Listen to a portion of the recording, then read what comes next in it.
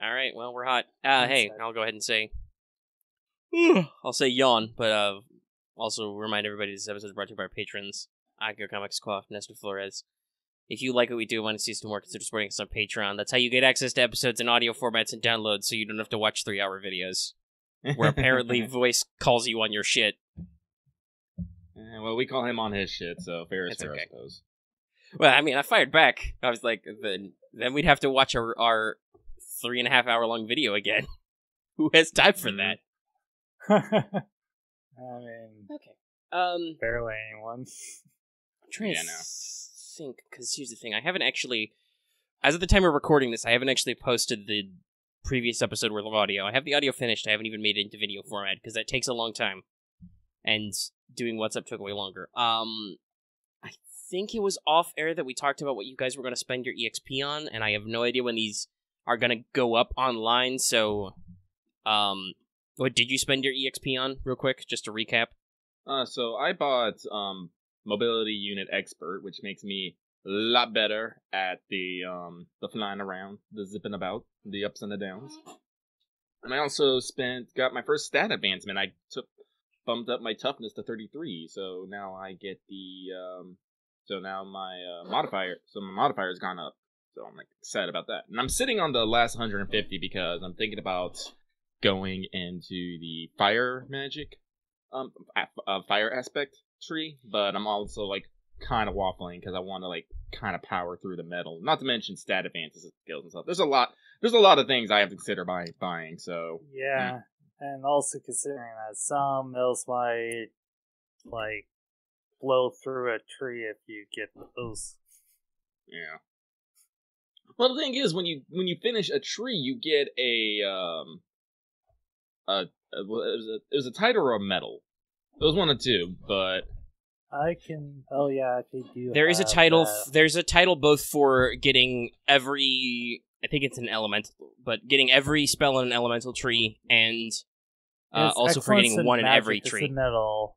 Yeah, that's the one that allows you to get all the spells in that tree. So it's our jumps. Well, then there's the other one where you need to have every single spell they can get from the ones you can actually get, so you don't need to worry about getting a spell that you're opposed to.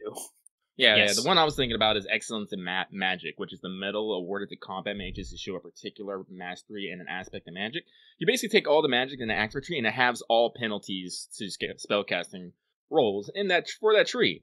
Yeah, so, it says take all magic talents in the aspect tree.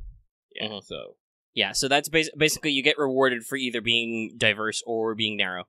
And actually, it was funny. We had a very long off-mic in-text and Discord conversation about the nature of magics, where you'd been feeling a little bit like you were much more defensive-oriented, but I was like, well, that's kind of your tree, because if you, because I know your primary melee, if you bought into fire, you'd have access to just 200 EXP to double down through the rounds, and then the burning brand, you'd have a very good static bonus to your weapon, and also you'd gain the cauterized tag, which turns bleed into bonus wounds, which can be really nasty. So that would be a good way to up your damage level. Yeah. Okay. Also, we discovered that you didn't realize that temper gave you extra damage. Yeah. I just thought it gave me additional armor penetration. I was like, no, I'm good for right now. Yeah, it's good. But yeah, so there's a lot of... Because there was a certain amount of mysticism and philosophy put into designing the magic system, different elements and aspects do different things in different ways. So some trees may be more utility heavy or more defensive heavy than they are offensive. And some are much more offensive than they are utility. I try to make sure, especially after I... Give them sort of a unique sort of flavor to each one. Yeah. I tried to rebalance that a little, so if you focus in one element, you don't feel left out. There's a little bit of in every aspect if you want to take them, but in general, and you guys being Earth is much more utility focused early, and then Metal is much more strongly defensive focused in general. Though you do have a couple of nasty options, like I said, that you've worked your way up the tree, Lucky, that you could get Needle Shower, for instance, which is an auto fire attack, so that could be really nasty. Oh yeah, no, I have 5 metal aspect spells, which is like the highest, because I usually only have like 1 or 2 spells in the neutral trees. Yeah, the neutral trees are not really good at damage. They're much those are much more generally utility in specific areas. Oh yeah, that's why I like them. And I have, I think, a total of 7 earth spells right now. Yeah, you're doing really good at earth. Oh, actually, Marth, did we get to what you spent your XP on? Yeah, I think I stated, like, before in the chat that I switched it up. So, just for an update for those who probably won't hear this until the other one, the previous episode, I switched up what I was got for, like, Stone Faints and Zone Bearers, what I got. Oh, yeah.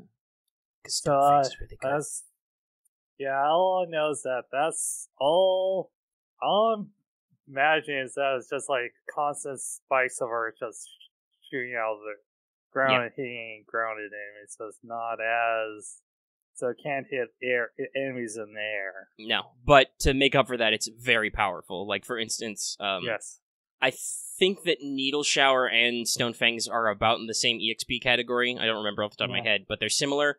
But Stone Fangs is like 2d10 per hit, and Needle Shower is like 1d10. It has a lot of pen, but they're both auto fires, so your damage potential will be higher with Stone Fangs. Yeah, I think Stone Fangs... let me go back to that thing. Stone Fangs... Oh yeah, it does pen equal to my will modifier. 2d10 with a pen equal to will modifier. Okay. Whereas Needle Shower is 1d10 damage flat, no modifiers. With a pen straight of 10. Yeah, so it's pretty much one of those, like, well, this one does this, but there are certain things that you get. One is, like, better than others if you're going... So, yeah, you can use Needle Shower on anybody. It has the cone tag, so if you're, like, really up close, you can add damage. But mostly it's very swingy. But with Pen of 10, it's like... Yeah. There's not really any... Other than maybe a dragon, there's not really any armor in the game that will stop that.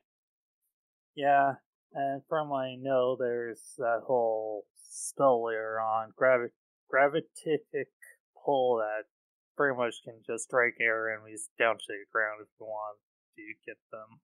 Mm-hmm. Also, later you can create giant rocks to throw at people. Yes, I know that. Alright. Well, let's go ahead and get started. Hopefully if people are listening on this is, I think, recording number 7, hopefully people know who we are and who we play. And what we're doing, because we're in the middle of something. Ship went down! Yes. So, where we last left off, you were looking at a door at the cellar, because there's a cellar door. Mm-hmm. There's lots of banging and yelling going on around you. Yep. Ruckusing. Gentle rumbles from the ground. The enemy is trying to get back into their command center. We're all like, no. Well, what's left of their command center? Yep. It's like a hole in the roof. Hole in the roof, and then... Yeah, basically, once you go up to floor 3, there's basically... You turn it into a giant open mini courtyard. Yep. See, we're helping with remodeling. Yep. Demolish antique stores. Would really help if those few were air mages, but nope. Yeah. Well, I don't know if those posh bastards are going to be airdropping anyone anytime soon. So, but we have, you did know that because you flew a transport plane really high, there were a couple of interceptors, biplanes or even single wing planes, which were rustled up to chase you off. But your scouts seem to have, shenanigans them away. Hopefully.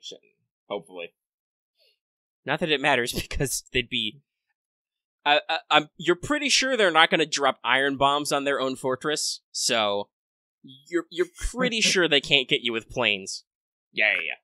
I mean, unless they consider it to be a lost cause and just decide to blow it up. No, there's still a shitload of guys outside. Yeah. As I said, we're doing stalemate tactics right now. Yeah, well, basically, the tempo of battle favors the defender. So you guys have holed up in a fortified location. you guys are also all mages. It was an all-mage unit that dropped in, so you have a lot of force multiplication. If you had a guy who's good at reinforcement, he's probably just, everybody's giving him a couple spare cores, and he's probably just hugging the front door, being like, "Door, please, no break." I pray to this door, don't break. If you had a wood mage on team, right, like it's probably a solid oak door, so they're like, live and breathe, door, please no die. That's the secret of the magic system, is you just kindly ask the ether to please. Would you kindly? Would you kindly? So you're looking at a cellar door. Don't break. So looking at a cellar door, we've been looking for the commander everywhere, and he is not topside, so that means he is underside probably. Yeah. But him being probably the commander of the mages, who were all earth mages, that kind of makes me feel he might be an earth mage too. So before I decide to rip open a door and go stomping down into the maybe dark, I'm gonna cast rip open a door and get stabbed by stone spires shooting out of the ground or something. Yeah. By the way, I should say, if you talk with all your team members, because you've got a couple of you got a couple units with you, you've probably accounted for, I'm trying to remember what I guess it would be squad, like half the platoon, like a dozen or so mages, either horribly, brutally killed in your various ways, or just punched and or sat on. So you've accounted for about a dozen guys, which is about half a company. So you're there's possibly another half a company worth of guys around here. Keeping in mind, you outnumber them because you've got a full company with basically no casualties. Good job. You've got a couple of probably minor injuries. Some guys have been hit with some stone shrapnel. Somebody maybe landed a little rough, bruised, but didn't do any permanent damage to their ankles or knees or anything. But the advantage of your drop system and your timing was that nobody was on alert and nobody had a chance to do anything. So basically, everybody ran into the base immediately and took the keep. Mm-hmm. And I would still remind everybody, if you guys weren't wearing tropical uniforms, you'd be suffering from some penalties right now because it's high noon and it's hot as balls. Yep. I made it mandatory. Yep. So, I mean, your guys might have some shock later because you went from super high where the air is thin and it's cold to below sea level ground levels. Well, not below sea level because you're on like a rise, but very low terrain where it's hot. Yeah, there might be some decompression sickness later. Probably not, but definitely some this sudden temperature shifts tend to make people feel gross, depresses your immune system sometimes. Mm-hmm. So right. Everybody's gonna need a nap after this. Motherfucking naps. Okay, so we better get a nap after this. So I'm going to, I'm standing by the cellar door. Okay. I'm going to cast Aether Sense. Okay. And I'm going to spend an Ethereum core for my extra core. An Ethereum charge for my extra core. It only has 3 charges left. No! Dice! No! Come back! Fuck! Party foul. Hang on. Okay. Get up. Marth's going to cast Mana Battery to get some charge back. A smart move. Motherfucking bully, I rolled an 8 on dice. Ooh. Good. That's a lot of degrees. How much Mana Battery do I have? Let's see. That's I only 5 have degrees. 3 left, so I definitely need to use it. Yeah, so with an 8 on dice and a total of let's see, total will of 60, that's 5 degrees of success. Alright, on Ether Sense, what does that get you? With Ether Sense, I will sense all sources of ether inside a number of meter equal to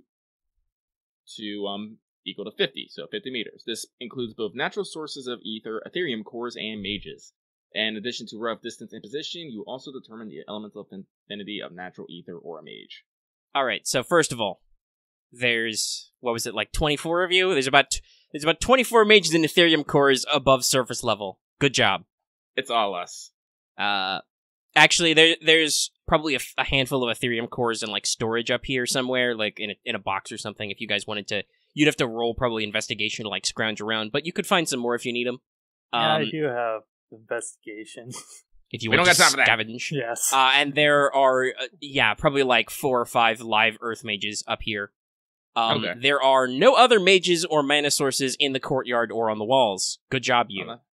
Yeah. Your 50 meters easily covers the entirety of the fortress, so above ground is clear. Good job. And then below you, boy howdy, there's a lot of earth. Let's see, with your 50... Yeah, so you want to say there's probably 14 mages down there somewhere, in a vague position. Judging by your sensory abilities, there's got to be a pretty big underground complex down there. You don't know if that was extant or the earth mages dug it out. They like to do that, And actually, you would know because you were on the Western Front that that's something the Commonwealth is actually doing with their earth mages, is they're experimenting with tunnel attacks. They'll tunnel from their end of the trenches all the way under no man's land and into your lines and set off huge explosives. Would really suck for you. Didn't that actually kind of happen in World War One? Like, yes, British that was like actually a thing. They were tunnelers, and they would lay what they called mines. And this worked a couple of times to some very huge effects. Where, hey, guess what? If the German lines have the high ground, they can't have the high ground if you make the ground stop existing. So yeah, no, this was actually quite effective, but in real life, an incredibly time-consuming and potentially dangerous task because you got to worry about methane and carbon monoxide entering the atmosphere from like artillery shellings and stuff. It's gross and fills with water. You got to pump air down there because there's no oxygen underground. It's dimly lit, all kinds of stuff. So yeah, it's not a great job, but for mages, it's a lot easier. You can get your man hours done a lot faster, so long as you keep them equipped with Ethereum cores or something, so they don't constantly burn up their own energy. So you would expect that either there was a big old dungeon under here, or somebody's been digging recently. And they're not, because they're at home, they're not in mobility suits, so you don't sense any extra Ethereum cores down there. So that's good, at least. You don't have to worry about them in full mobility unit kit. And then, so natural ether, somewhere down there you're pretty sure is a conflux. And you're not entirely sure, but there might be some ambient elementals down there just floating around, minding their own business. Oh. They would be Earth, by the way. Don't piss those ones off. You might be able to make friends with them. I don't know if I can. Dave might if Dave made friends with the elementals. Oh my God. Well, it's a commander. I think it would be like a prestigious sort of thing to be friends with some elementals. Mm-hmm. Probably. So yeah, they're it's a whole thing. And but yeah, no, it's just all Earth down there. And if you're curious, actually, you're not an air mage, so you are not the antithesis magic. I don't think anybody in the team officially knows any air magic, so not a big deal. That's the thing that really pisses off elementals, because if you'll recall the way the magic system works, if two opposing elements meet, they cancel out, like matter and antimatter, and it's bad. This is why spell opposition is scary. Like your armor is enchanted with a spell which is metally, so you don't want to touch wood. That would be bad. Yes. I'm probably just gonna replace it with harden at some point. Probably. Neutral bitches. Neutrality. Yep. Mm-hmm. Oh, and that does remind me, because we talked about it. I did do the edit. The amount that passive barrier reduces is now will divided by 2. Yeah. Okay. So it's much more controlled. It'll save you from a close shave, but if enemies can still physically roll enough degrees of success to still hit you. All right. Yeah. All right. So now my passive barrier now reduces it by 2 degrees of success. I think divide by 2 is rounded up. I think there's a note somewhere in here that everything is round up. Okay. So yes, if that's not a note somewhere, I said it. It's on air somewhere. Somewhere. Okay. Yeah. But all right. All right. And I did roll doubles. Oh, you did roll doubles. Why? And well, he was charging back up. Yeah, charging back How many up on degrees a of success spell is that? That's what, 5? Okay. 5. It's probably not going to be too bad. Roll. Let's see. 5. Well, I rolled a 70. So that reduces by 50 down to 20. Oh, hey!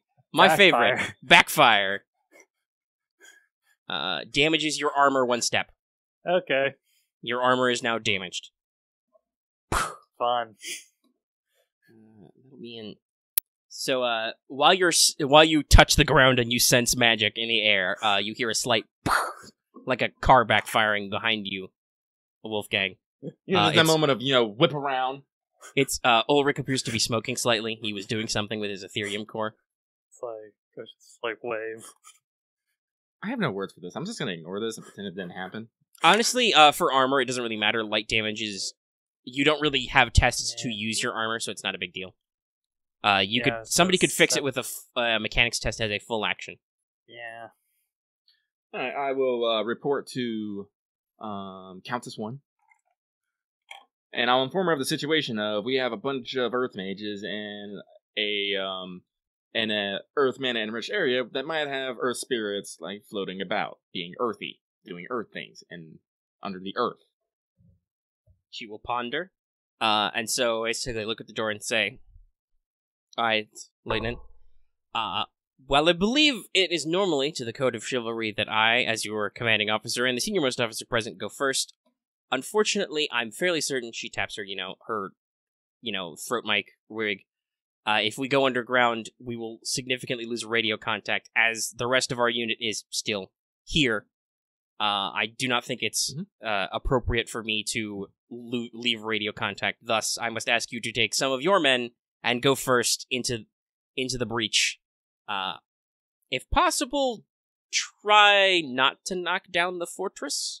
I am sure our dear Major will love to set up shop. I'm gonna look at Marth and his tendency to blow himself up. The Earth Mage. Everybody looks at Ulrich. I just wave again. Sarcastically. Well, obviously it is our mission to neutralize the commander, and we cannot truly say we have taken this fortress if the enemy is wandering around in tunnels beneath it. I am perfectly willing to accept a slower operation if it means more of my men return home whole, and I have to write letters back to the fatherland. Very well, ma'am. If at all possible, maybe convince them we have taken the fortress and there's no escape. She pauses and she's like, God, I hope there's no escape. And either ask them to come quietly, perhaps, offer them safe passage out of the fortress in exchange for not fighting. Something appropriately chivalrous, I'm sure. If that fails, perhaps a strategic retreat. If we can force them out of the tunnels or make an open space without collapsing the whole thing, we can concentrate more firepower. And I accidentally hit my mic. So there you go, Lieutenant. You have your orders. Yes, ma'am. Crisp salute. All right, well, all right. Let's see here. You've got a couple dozen guys. Mm-hmm. Obviously, you're going and your companions are going. Yep, so I'll take... Let's see, how many guys they say that were down there? You felt about 14 mages. Let's okay. I'll take 2 additional. I'm not going to make them fight 14 guys at once. That would be dumb. And it would take fucking forever. It would. It took forever. It took literally all session for you guys to beat up 8 guys. Yeah. It's going to be now this guy goes, then this guy goes, then this guy goes, and by the way, there's still 3 more guys ahead of you. By the way, if you're thinking about tactics, I would like to remind you these guys are carrying hammers and shotguns in close quarters. Yeah. Though that said, they picked up one of their trench you guys salvaged some trench guns. Yeah, I know. I would like to point out. Here's a good question: did any of you buy earplugs, which are a thing? No. Ooh. You guys, once again, this is like the tunnel mission to attack the minefield. You guys probably don't want to fire any guns down there if you can help it. Because you will be deaf. And those guys probably have earplugs. They might, you don't know. Earplugs are not very common. They exist, but because they mean you can't hear orders being issued, they're not commonly worn. Right. It's a huge blow to situational awareness, basically. On the plus side, you don't go deaf. Yeah. So pretty much either A, you don't want don't wear them to actually your orders, or you go deaf. Well, God, they are gonna have trench guns. Yep. I don't know And how good. Hammers. And hammers. They will hit. So they'll hit very fucking hard. Yes. Thankfully. Yeah, it's probably. Once again, here's another thing. It's too bad you guys couldn't have figured out this possibility beforehand. Maybe you would have bought flamethrowers or something. By the way, that's actually a terribly shitty idea underground with flamethrowers. Just saying. Yeah, You'll suck up all your I'm oxygen. Good. Yeah, I'm good. Instead, Oh, though that does bring up a good point. If you're thinking, because you mentioned the dark before, if you're thinking about the lighting, there's no electric lighting in this building. Nobody's run a generator or cables out here, so the only things you guys have seen, because there's slits and stuff for light, so there's not a lot of lamps inside lit right now, but you've seen candles or storm lanterns, oil lamps. Yep. Well, we're gonna have to. I said we weren't expecting to have to go underground here, but let's take a moment and prep. So I'm gonna send out. If I remember correctly, I had 3 fire teams with me when we landed on the roof. Yeah. Was it 3? Something like that. Because probably more than that, because a fire team's like 4 guys. So if you've got a whole company's worth of 24 guys, well, 4 of them's obviously you and your companion. So you got about 20 guys all together in this building. Oh yeah, that's what 3 landed, and I sent 2 with counts as 1, mm-hmm. and then 1 hung back with me. Yeah. Okay. So with that, I'm gonna grab 2 fire teams for myself, and I'm going to task 1 fire team immediately to go gather as many of the trench guns and ammos as they can, and task the second as a fire team to go grab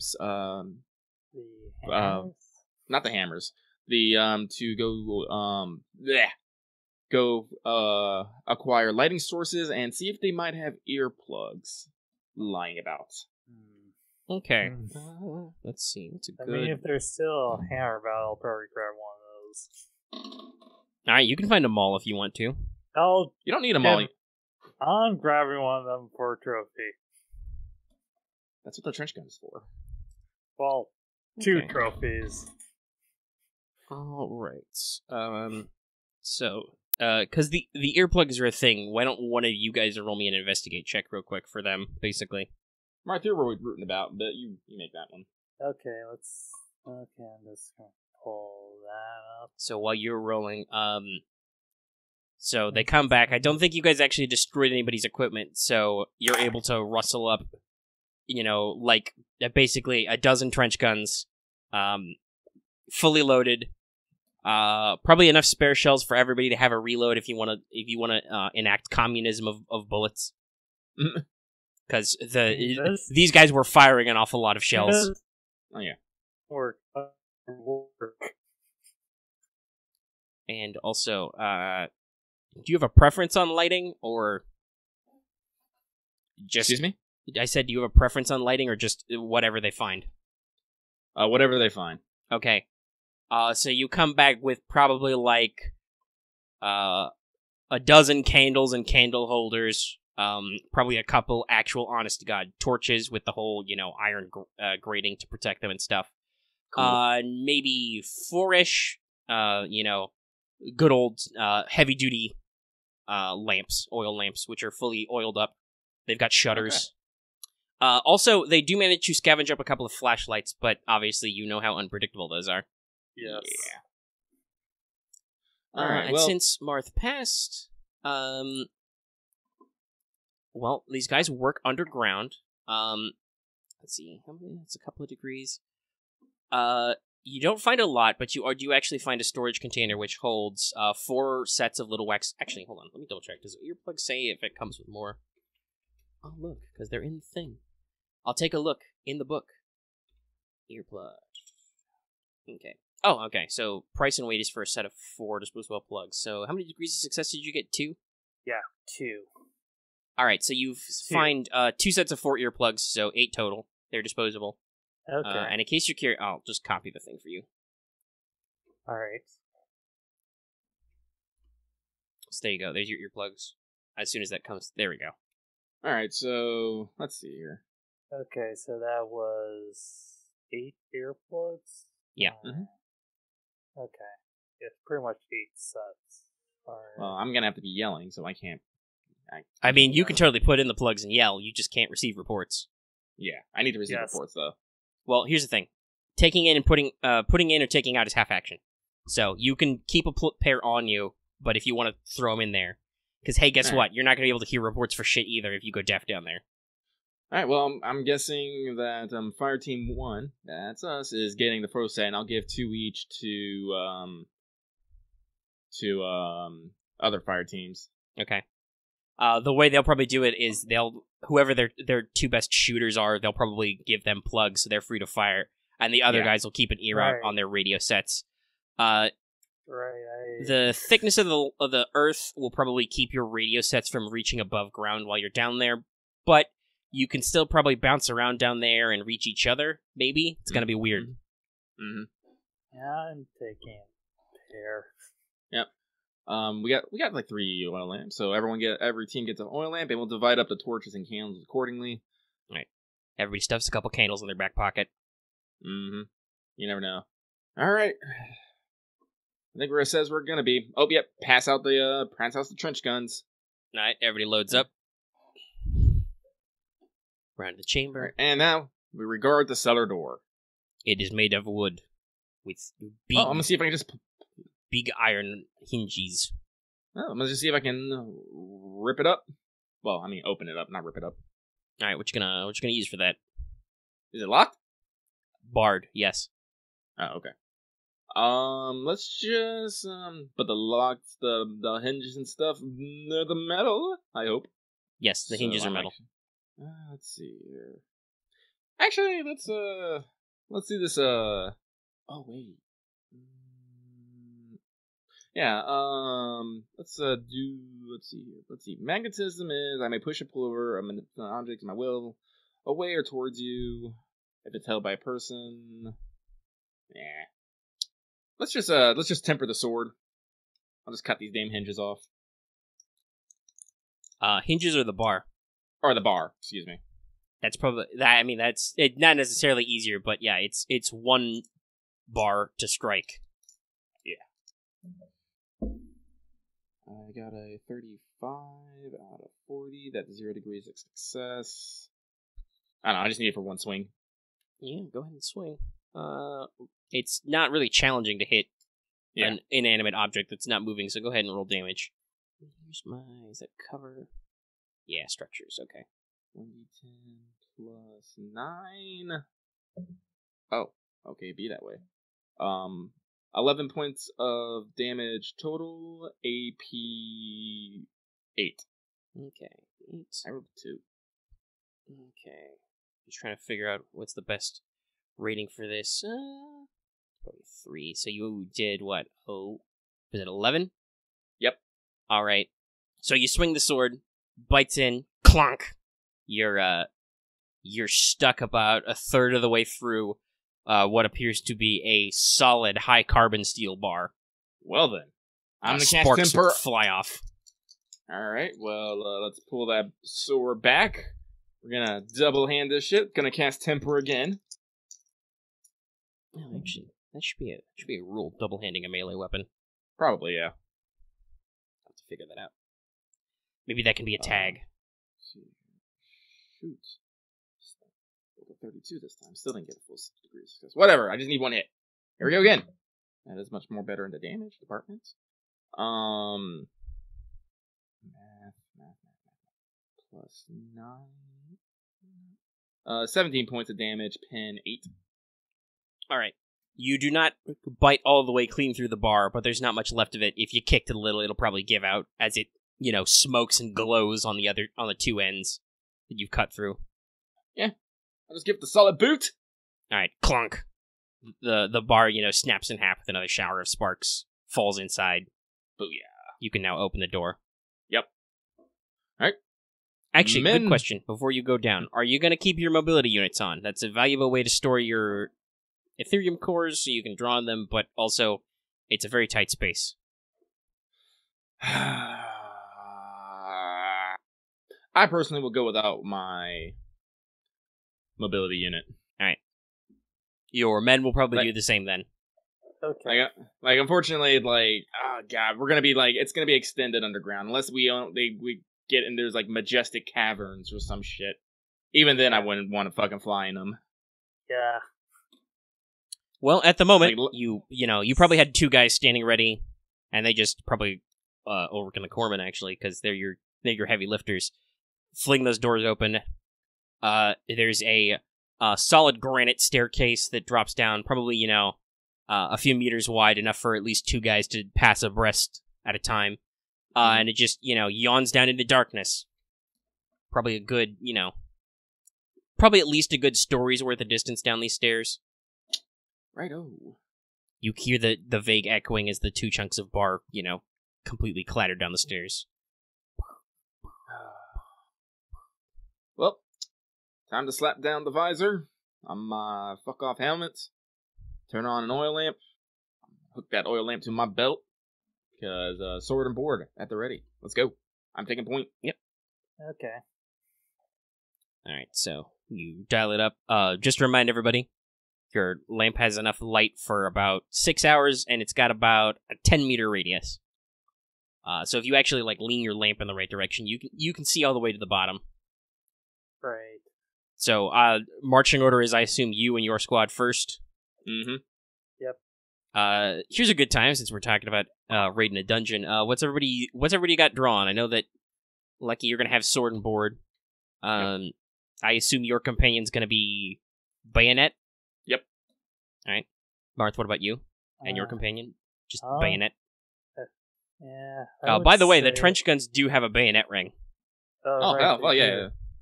Oh yeah. Everyone mount bayonets on trench guns then. Fuck yeah. Yeah, I'll have bayonet on the trench gun. Yeah. If they're close, bang. If they get closer, stab. Yeah, make sure to. And actually, I should say, if anybody wanted to switch to a one-handed and find a sawed-off shotgun, you could probably switch for one of those. But then you have ammo problems. Right. Raid in a dungeon. Yeah. All right. And this is dark, so.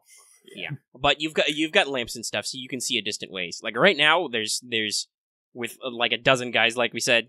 Oh, and Lucky, now's a good time to say if you want any particular specialists, because you could divide up the teams. Like, if there are any other specific guys out of your squad of guys you want to come with you. I'll take a sneaky guy. All right, you get your shifty motherfucker. Mm-hmm. Who somehow has engine grease rubbed all over his face. You don't know when that happened. And for some reason, none of his gear clatters as he moves. How did he do that? You'll have to ask him for tips later. Just trying to think. I want a shifty guy, and I'm trying to think. Basically, look at your skill list. Are there any dudes with skills you want on this team that you don't have? Yeah, demolition dude. Okay. I was just thinking about that. That's a good question because he's your demo dude. What's he carrying? Like satchel charges? Yeah. All right. Basic stuff. He's got a couple canvas bags full of powdered and plastic explosives ready to go. Got some egg timers. And it said, "This goes tits up. We're gonna make this shit go tits up." Okay. Yeah, so he's got the whole in his magic sack. He's got the whole thing. He's got some canvas bags with bombs. He's got some wires. He's got some detonators, some caps. Actually, what does the demo man get? Curious. I think they get like X1 satchel charge. Your alternate in this case would probably be time bombs, which is the classic bundle of dynamite with an egg timer, basically. Good times. Yeah, welcome to the early turn of the century military science. Oh yeah. This isn't predator drones with laser beams. Yeah, but demo guy, fucking shifty guy. I don't know. I feel like one specialist per fire team's good. Okay. I don't want to just overload. Any particular magic specialties you want? Earth. All right. You fill your ranks with as many of your earth mages as you have. Marth, Ulrich, I love you, but we're going underground. We're going to fight a bunch of earth mages. Actually, do we have an air mage? Wait, no, I don't want to bring an air mage. That might piss off the spirits. Your flying unit. Yes. your unit is, as noted, an honor guard regiment. You're highly prestigious, so you have basically whatever types of mages you want. Yeah, I know. I'm just considering bringing them down into the Earth. You're flying mages, so you got a decent mix. They're all, almost all of them are like, either they came highly recommended from other units, or they're, academy graduates, top of their class type people. All right, not an air, but do we have anyone who's pretty good at the illusion tree? That can be your shifty guy. He could probably have a couple of illusion spells. All right, cool. We'll just I think the only illusion spell I have is decoy. Oh yes, that's good to note. Ulrich does have decoy. Yeah, no. Grab a few earth mages. Make sure we have a demo guy, and I'm pretty well educated, so I don't need anyone to be like, rocks. Yeah, I was gonna ask if you want a nerd. Yeah, no, but I got fucking academics trained. I'll be the fucking nerd.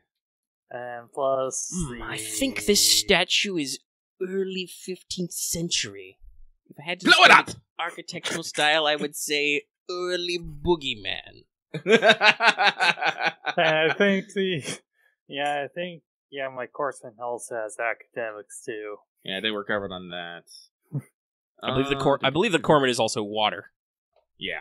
Yeah, he's water. He has empathy, academics, medication, evasion, spellcrafting, athletics, and awareness. Plus, he's lucky, so he actually has luck points. Yeah, my companion has athletics, appeal, awareness, command, cryptography, empathy, evasion, intimidation, interrogation, piloting, subterfuge, and tactics.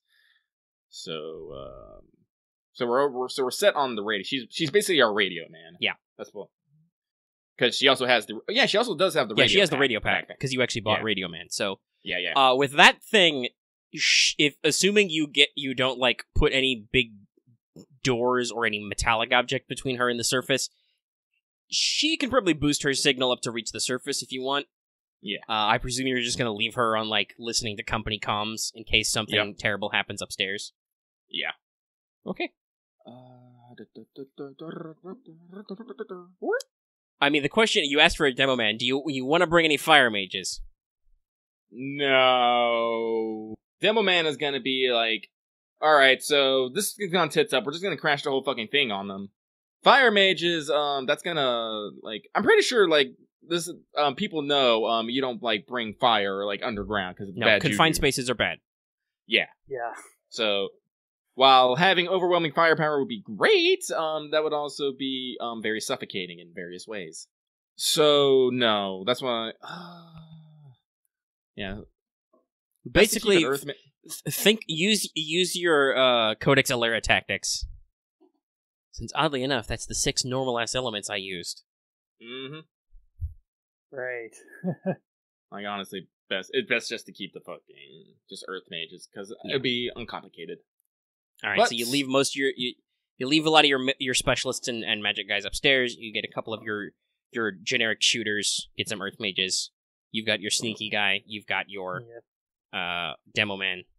I said if we can sneak up on these guys, if we can actually get the drop on these guys, that'd be great. Well, I mean, you stripped out of your head. I mean, you didn't. Though, what's the actual penalty for heavy armor? You don't take a movement penalty. I'm ironclad. I take no penalties. I mean, you don't take a movement penalty, but is there like a... there's an athletics and a move penalty to heavy armor, and ironclad nullifies both of them. It does it? I see. Yes, you're well prepared. Mm-hmm. Yeah, okay, so it's -10 to athletics. So that would be to sneak, but you know how to move an armor. So you are not clunk, clunk, clunk. Clunk, clunk. I'm gonna be a new fucking boogeyman. It's like we were down there in the dark. There was nothing. All of a sudden, giant fucking armor there, swinging swords. What? So you're Goblin Slayer now? Yeah. How did that thing sneak up on us? It's clonking. He asked the shifty guy to share his engine grease and put some cotton swabs in his joints. All right. So team, party comp assembled. You're going in. Yep. You go down the stairs. I assume you're traveling in like a rough, probably not a line, but rough clusters of guys. Mm-hmm. You get down to the bottom floor. There's basically a U or O-shaped room that kind of bends around the staircase. Looks like a fairly standard I don't know, you'd call it... Actually, I don't really know what you'd call, like, the equivalent of a foyer, but for the basement. It's just an entrance room.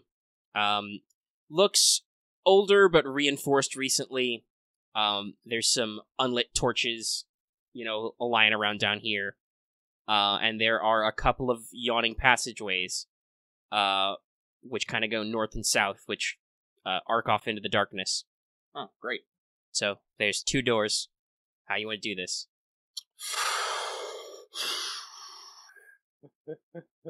Man, this is a full-on dungeon. Alright, so... Let me get... Oh, yeah. Especially since there might be people behind those doors. Well, I should point out, there's no doors. They're just archways right now. Just archways. This also means, by the way, while you're picking where to go, don't stand in front of them backlit. That would be bad. Right. Hurry. This is the voice of your tactic skill reminding you, don't do dumb things. Yeah. But, let's see here. This is going to be the voice that when Marth loads a rifle grenade, I'm going to ask, are you sure about that? No, when I did the ether sense about like were all the earth mages like clumped up together? No. They are spread out. Let's see. If I had to say, there's probably... Hold on, let me randomize this a little bit. Alright, 7, so that's odd. So let's say that you felt the largest cluster, maybe like 6-ish guys to the south of you. That'd be behind you, basically. Discord, did you freak out on me there for a second? It did. I had nothing. I had no idea what you just said. Okay, I'll repeat, because it, disconnected and reconnected me. Whatever, it's fine. It fixed itself. How we do? I said that I randomly decided, so the largest cluster of mage senses are to the south, which would be behind you, which was about half a dozen of them, and then the remaining half a dozen guys are kind of scattered in a loose circle-ish, semicircle-ish around from this central point, which is how you know there must be fucking huge tunnels down here. Would be very advantageous to take care of the ones that are not grouped together. Yeah, and to not have them come up from behind us. Well, that's why we have a bunch of guys, but I'm pretty sure that big group is where we're going to find the commander, which is the main priority here. Mm-hmm. Yeah, that's the primary mission objective. So we have some guys dealing with the ones in the tunnels. I mean, I'll say this: they're not going to be happy. But if you want to tell your spare guys to like do a hunter killer team, search and destroy down here, they can play that game of cat and mouse. No, we're gonna make as I said, we're gonna do that'll be for the mop up. I'm gonna face the commander and because basically, like the way I see it, this is the true away game right now. I don't want to split up our forces. Yeah. We make a concentrated effort, take the commander, and if we can, if we can take him alive, convince of surrender, we can then use that to corral basically the remaining mages into surrendering as well. And if not, well, then we don't have to worry about them. We will also, and if we just, I don't know, maybe kill the commander, well, again, their chain of command's broken, and then they will just be a bunch of individual fucking targets out there to pick off. So, yeah. Go for the head first, and then we'll worry about the rest later. We have enough guys that if they come up from the back, that our rear guard should be able to handle them. Especially if they don't coordinate beforehand, and they all just rush up like one at a time. Easy pickings. Okay. Alright, so, south. South. Alright, peering ahead with your lantern, you can see that there's, there's a handful of meters of this arched stone passage. All of this is like the local. This is actually reinforced, by the way, too, with stone bricks and pavers. So for about, a handful of meters, there's this arch tunnel. Then it opens up into a more boxish room, where you see rows of metal grates in the wall. Looks like an actual dungeon. Oh, for holding prisoners. If you get closer, the place appears to be disused. The metal's rusting or half destroyed. Some of them have collapsed in because the stonework holding them in place hasn't been in. There's some ancient dusty straw down here, and that's about it. Huh. Looks looks like the new residents haven't had need of a dungeon. I bet. Well, let's keep moving. Yeah. All right. This goes on probably, 7 or 8 meters, and then opens up into a T-junction. There's a left and a right. God damn it. Okay, let's just start. Let's just start with the left, as I can't I only got a rough feeling of where they were. I can't fucking. Well, actually. Well, you could keep casting if you want to play echolocation. Yeah, that's what I was thinking.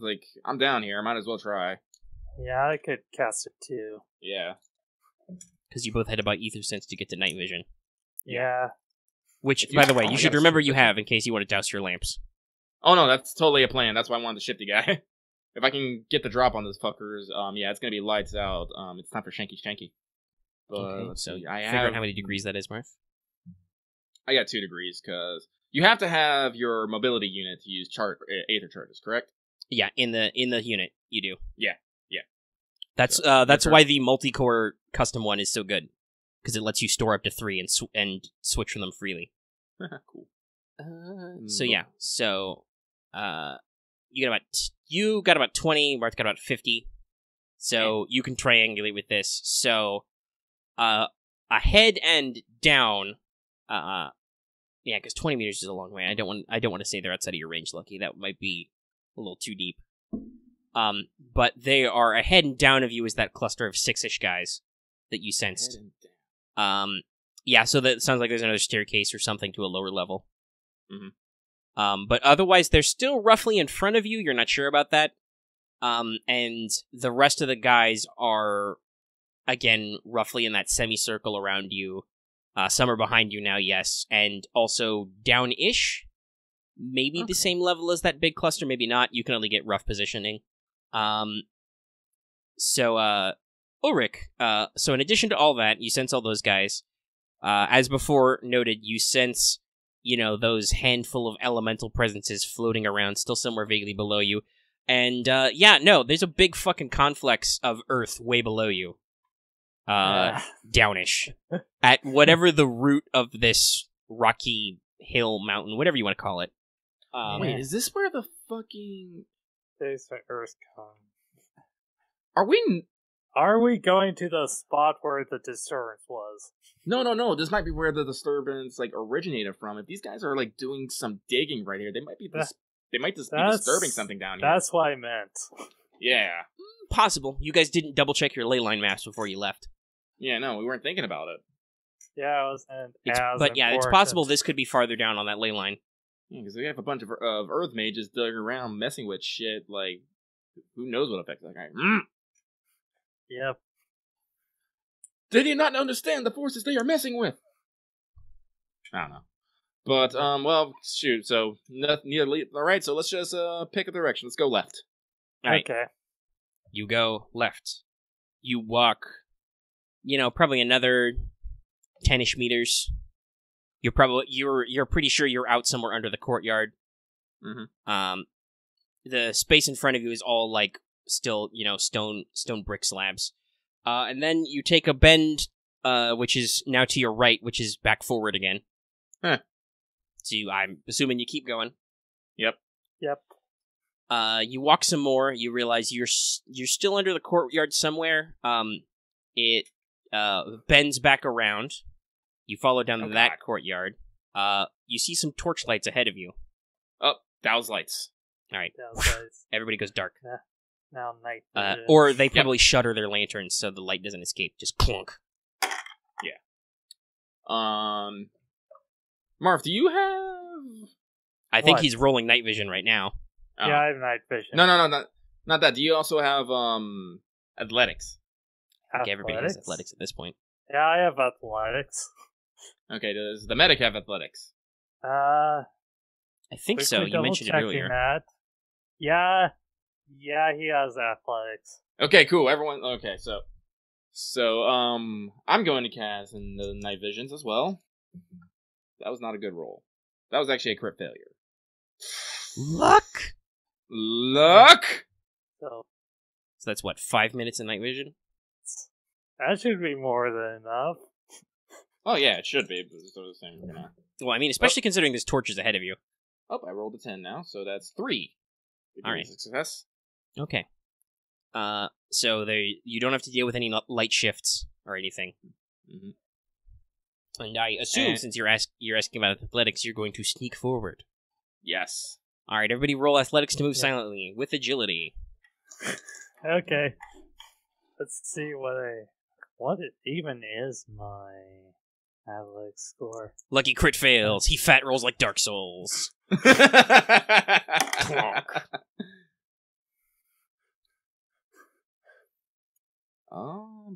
I got a 29 out of fucking 30. All right. Technically, that's a. No, that's 0 degrees of failure, 0 degrees of success. Okay. Ulrich isn't particularly quiet, but he's not particularly loud either. Yeah.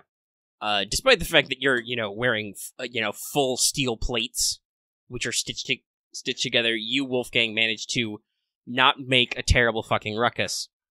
Somehow. It must be magic. And you guys probably, I assume in like a half crouch, maybe a tactical movement, you scooch up to the torchlight. Luckily for you, there's nobody here. What is here is there's a giant fucking metal vault door. Not like a modern bank vault, but like an ancient style, heavy metal reinforced door. Whoa. Probably got like a wood core of beams or something, but was like plated in metals. Got some fanciful carving you don't understand on it. And yeah, it's fucking heavy. You're guessing there's some kind of treasury or something behind this door. I kind of want to know what's in the treasury. I mean, the passage just keeps going back around. You'd guess it loops around because you're pretty with your night vision. You're pretty sure at the far end there's a bend, and then it loops back around to where you started. Oh, well, that means we need to get in here. All right, cool. Okay. Well, that's a giant. Right. I know I could just Yeah, I mean, if there's a couple ways to get in. Right. I mean, is it locked? You gonna jiggle the handle? Yeah. Clonk, barred. I just don't like water. Well, it's wood and metal. Yeah, but it's a stone room. Stone room, and there's stone all around. Unless they coated the whole thing with metal. That's true. Actually, that might be best. Yeah. Want me to do that? All right. Yeah, that's a good plan. Good on you. Okay, I'll start doing that. All right. Are you gonna signal the rest of your unit to move up since it's clear? Yeah. All right. They form a tactical formation around the door. So now that I can actually get several bonuses from this. Yeah. Don't forget your wisps. Yeah, I know the wisp motes. That's okay. So that's going to be 10, then plus 22 to familiar bonus. That's going to be 77. That's pretty good.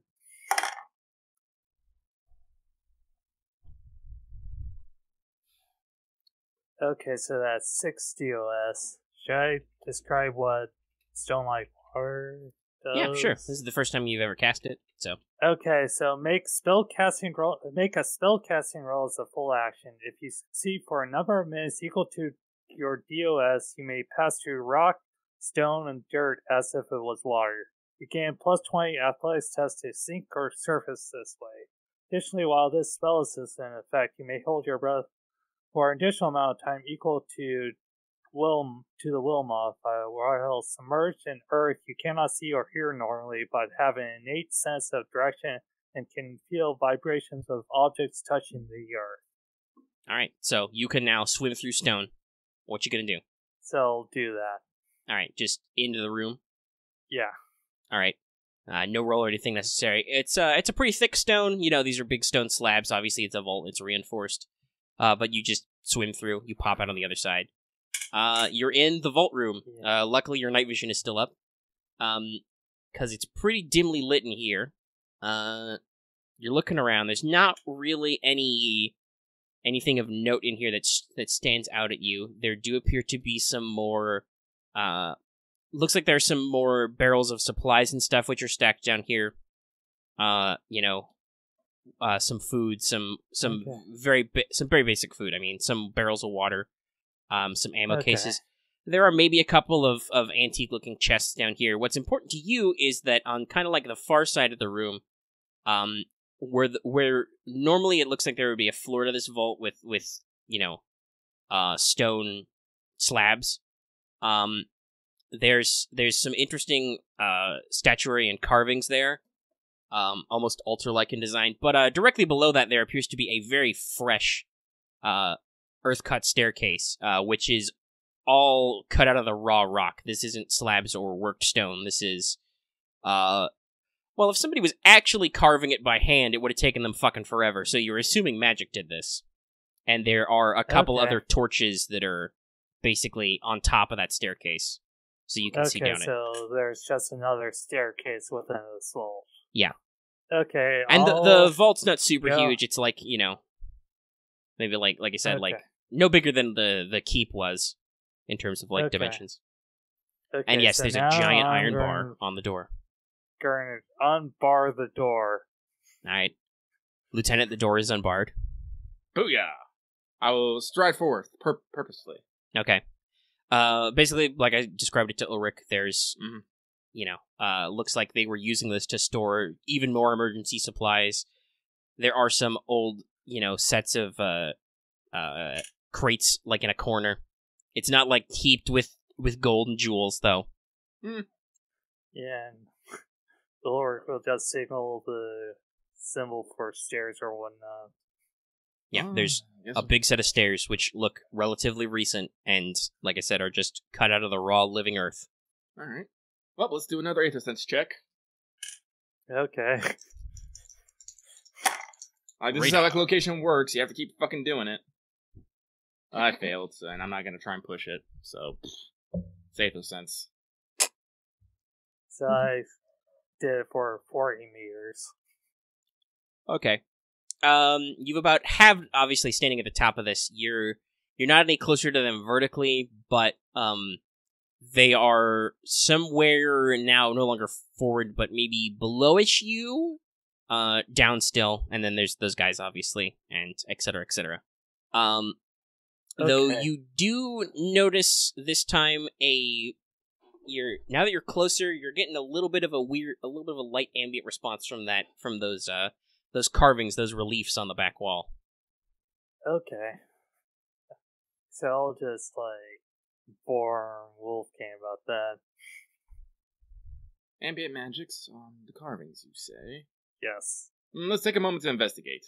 Alright, you walk up, maybe unshutter your lantern so you can see. Mm-hmm. So there's a relief carving. The architectural or artistic style's not one you're familiar with. You're assuming it's something native. The best thing you can say is that there's kind of like the upper torso-ish of a feminine figure, kind of like leaning out of the wall, only it looks like she's got horns like of a gazelle or something. Kind of like rising up. And then two outstretched hands in which are little clay-carved bowls, which look like some kind of offering bowl. The carving is very old and very simplistic in its design with tools. It's possible that this has been here a long time. It may even have been here longer than this room has. Okay. Probably one of those things to offer to the spirits. Makes sense. As I said, if this is the top of an earth conflux, I mean, there probably wouldn't be surprised if big spirits have come out of here. Maybe natives worshipped one or tried to appease one for, favors or not to not die. Or, please don't kill me. Yeah. I don't know. I didn't feel any major spirit presence when I did it. Okay. Although there are definitely... I didn't feel anything. Yeah, that's... Honestly, detecting spirits at a range is probably a little bit of a fuzzy prospect, even with ether sense, because a spirit that is not physically manifest is basically just chilling in its conflux. So, I mean, they're called a genius, right? Yeah, genius. That's what they're called. they have the kind of like genius loci ability. So if you're inside its conflux, you are inside its awareness. So if it's a spirit that's just taking a nap, you probably wouldn't necessarily sense it. That does at least mean that there's not a physically manifest spirit, wriggling around, causing trouble in your neighborhood. Right. Yeah, let's go forward and hope that are they tunneling to reach the spirit? Oh God, I hope not. We must push forward. Yeah, stop them from. I mean, it does look like there have been offerings in the bowls recently. Maybe some lamp oil was burned. Maybe some incense. You're not sure. Well, we don't have any of that, alright? Incense be alive. Please don't fight us. We're here to take out these intruders. Yeah, intruders. That's how we're gonna spin it. Yes. These guys are intruders. They want to destroy your stuff. They have, don't you see? They've been putting holes in shit. I mean, I don't even know if their sailors would care. Who knows? I do not assume to know how the elements think, but this is this fort was on frickin' Stahl's land, wasn't it, or something? Or is it? No, you guys are you're basically in South Africa now. You're in Commonwealth territory. You're making an offensive. Oh, okay, yes. That's right. All right, we're technically the intruders, but the spirit doesn't need to know that. Yeah. Okay, so let's move forward. Yeah, let's keep in mind that there might be a genius spirit, Earth genius down here. Yeah. Sleeping or awake or whatever. If their goal is to get the spirit on their side, I'm gonna be very scared. Yeah. Or it could not be here, and everything's just fucking with my mind. But I'm gonna be terrified anyways. Possibilities, man. Possibilities. We journey downwards. All right. So the characterization of these tunnels changed from here on. As before, they were, it was a basement layer. It was a little big. You're kind of surprised, but if there was a historical, maybe not an ancient, but the equivalent of the medieval period culture down here, building this fortress, exploring this place, that seems about par for like stone slabs and stuff. They would have probably been assisted by mages who were aiming to claim the conflux or whatever. They entrusted their riches to the spirit. Actually, if this was a metal conflux, you wouldn't be surprised if there was a Draconiad here, the spirits who dwell in treasure vaults. But it's definitely all Earth, so you don't need to worry about that. Yeah. For curious, because I made a shitload of these names up, you're probably dealing with either an Oread, which is mountains, or possibly Trapeziad, which is mesas, plateaus or tablelands, or badlands, which is kind of the terrain you're in. Okay. But yeah, so you would figure that those are all historical, within the past millennia for sure, probably, several hundred years old, but not too deep, not too complex. These are all rough cut stone, or they would be, except they're, they've got that slight unnatural smoothness to them, which makes you think, magic was used to shape this stone. They're a little bit smaller, though you can still fit two guys abreast in here easily. And they're, like I said, they're relatively smooth. They're just out of the raw living granite. There's not even like notches for lamps or torches cut in here.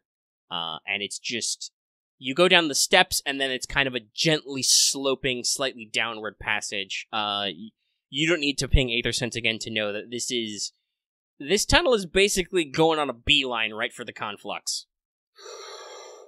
I was going straight for a beeline, and you said everything's pretty smooth? Yeah. Even the ground? Yes. By the way, Marth can probably swim for like 5 more minutes. Yes. Alright, this is what we're gonna do. Me and Marth, we're gonna take point, we're gonna pop night visions, and we're gonna go frickin', Right, how many more minutes for night vision? I think it's probably down. I'm gonna recast it anyway. But we're going dark.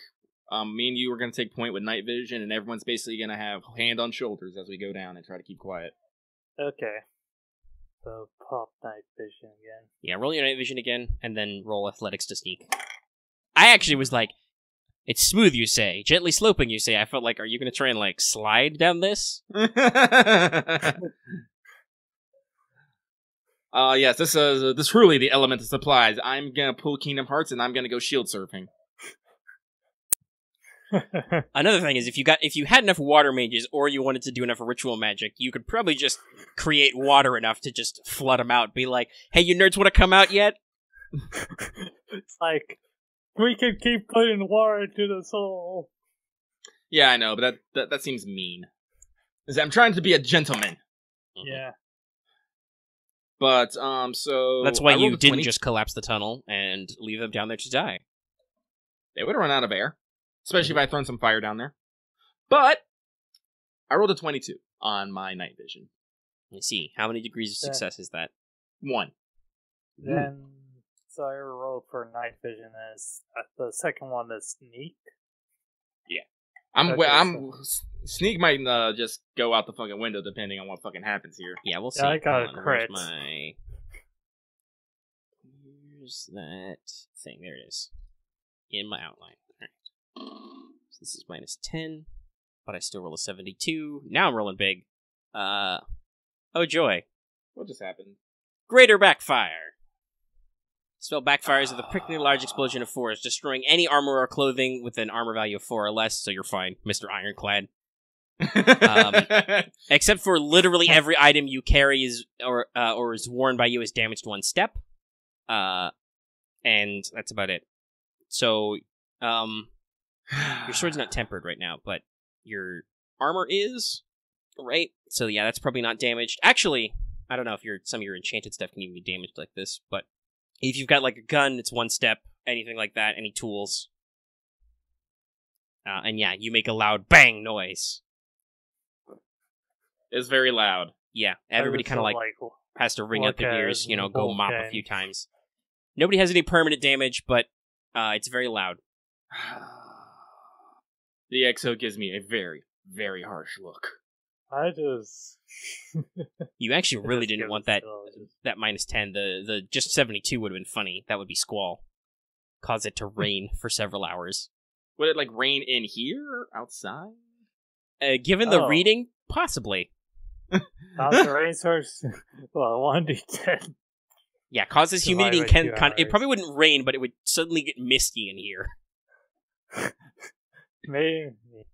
But yeah. Alright, but I still got off the spell, so I'm just pass. gonna pretend nothing happened, and I'm gonna sneak forward. Okay. I'll roll for these guys to sneak. Right. I don't know. Theoretically, maybe I should also roll for the other guys to see if they notice weird, loud sounds going on. Oh, lovely. I got a crit success of 2. You also got a crit, so you guys are sneaky as balls. Yep, it's just bangs. Yeah, just a bang happened, so they know something's going on, at least, if they hear it. If they hear it. Alright, you guys are doing pretty good. Also, it would be a whole bunch of echoes in here. Alright, so you're basically just gonna daisy chain the whole team behind you? Yep. Alright, even though it's dark and their footing isn't sure, they're able to actually move with relative silence. Okay. You guys are... you're still in your proper... Well, actually, you have to put mobility units on, so you're probably actually very... In terms of, footwear, you're probably wearing, some light soft leather boots rather than hard hobnailed boots, because you have to fit them inside your mobility unit plating and stuff. So you're not making a whole lot of noise. You guys up front are super sneaky, and in fact... a couple times your companions kind of grip your shoulders a little hard just to make sure you're still there, because it feels like you're not. And you don't see anything immediately ahead of you that would be a response. So you go down this passage at a slight angle, like I said, probably a good 10 or 12 meters. It's a ways down, and like I said, it's just smooth all the way down. You're probably back underish the keep, just now the equivalent of a couple of stories down. Actually, let's see. Well, everybody give me awareness, first of all. Okay. I need to get that... I need to get that ability to let me give, 35. Oh, wait, I think that's still a failure. Damn it. Actually, you don't you have eyes up? Yeah, I know, but that takes a half action. I mean, we're not in structured time. You'd have to take an action to whisper to these guys to be like, eyes up, everybody. But you can belt that out there. Yeah, I'll belt that out there then. All right, all right, everybody, stay frosty, eyes up. All right, well, cool. Well, that gave me a fucking 1 degree of success then. Booyah! Oh, it's here plus 10. Because, I should say, at the foot of the tunnel, you get basically almost like a cave mouth that opens up, and you're in a lightly arched room. With your night vision, it looks like you'd say, I don't know, roughly circular. It looks like it's been reinforced with natural pillars, or pillars have been left here to hold this cave up. It's pretty broad, though. You'd say that apart from this, basically this little tongue tunnel that comes down here, this cavern's been opened up to be almost as big as the entire courtyard. And okay, there are probably some faint lights in here you can see on the edge of your vision, but mostly it's like I said, pillars, the occasional stalactite, stalagmite. But you have academics. You know what a natural cave looks like. Natural caves are caused by erosion of some kind. This isn't that. Like, this is all one central block of granite, basically. A big old, probably, like sedimentary or whatever rock that's basically been ejected here and stayed, right? Like, just through erosion. This mountain is a singular chunk of rock that is all one type. That doesn't erode like this. So this is probably not a natural formation. Did you guys both pass? Yes. Okay. 1 degree of success. Okay. So, in the distance, it's hard to tell exactly where, but you would guess ahead. You hear faint thumps which travel through the earth, and perhaps the ground shakes a tiny amount. Maybe some dust drifts down from the ceiling. You're not sure. Bad. Okay. Sounds like there's a ruckus upstairs. Maybe your reinforcements are finally here and are trying to get into the fortress. The only way they know how. Yep. Also, you maybe kinda hear. I mean, you didn't roll super good, but you maybe kind of hear people breathing, maybe talking lowly. That kind of echoes around this room. It's very echoey in here. Because it's all, like I said, it's all one solid slab of stone, so it's echoey as fuck. Right. So you cannot exactly locate them just by sound, but you know that there's people down here. Okay. All right. So, and like I said, distant dust, dribbles down on your head. I hope this roof holds up. Yeah. So, actually, that would probably be an academics if you want to eyeball the architecture of this cavern. Yeah. I'm gonna do that real quick. Academics or tactics, basically. I'll go with tactics. I think I'm. I'll assist with that. Okay, you get a +10. He knows rocks. Cool. Rocks. Well, I rolled a 5, so it's gonna be a good. Why can't I roll these good on let's see, my tactics. What is that based off of again? Int. Int. Both are int, actually. Well, int, so that's 48. So that's 4 degrees of success on tactics to eyeball this architecture and how sturdy it is. You kind of sidle up to one of these pillars. Maybe not obviously there's layers and layers of earth between you and anybody shooting, bombing, throwing magic, whatever's going on up there, it's causing a ruckus. So this would probably not handle a direct assault, if this was a building on the surface or if it was excavated down closer to here, but this far underground, these, like I said, this is all one contiguous bit of stone that has been shaped into this shape by magic. You'd guess this probably took a couple weeks of work, if not more. Is it recent work? Can I tell that? Oh, yes. No, this is definitely recent. Okay. This has probably been within the past 6 months this has been done. And like here. I said, there are, this is a natural, almost maze of these pillars, but basically they're It's held up about as good as you can, so this is probably not going anywhere unless somebody does something down here. Like, if you had your demo man start blowing up some pillars, you'd probably cause the weight of the vast layers of stone above it to crack, fragment, something fun would happen. But you're probably not looking at a cave collapse right now. Okay, cool. Above. Okay. Alright, well, I guess the next thing to do is to find out where all the damn mages are. Ping pong? Ether sense! Okay. It's the closest you have to radar right now. It is. I rolled a 99. I'm gonna fucking re-roll the fuck out of that because I'm not rolling fucking doubles and a crit failure. Excuse me. Solid choice. Because, like... Actually, yeah, that would be maximum degrees of failure, so that's added to the roll. That would be bad. Yeah, plus however many, like, plus 50. As fun as that would be for me to get another really good roll on that table. No. And you just explode. Like, my clothes, no, that's you one explode. of them, self-destruct. Yeah. And then there's... all of the ones that are over 100 are really bad. Yeah, I'm pretty sure. One that summons something from pretty much the rift. Oh, yeah, no, 150 plus is spatial ripped. Time and space is torn asunder.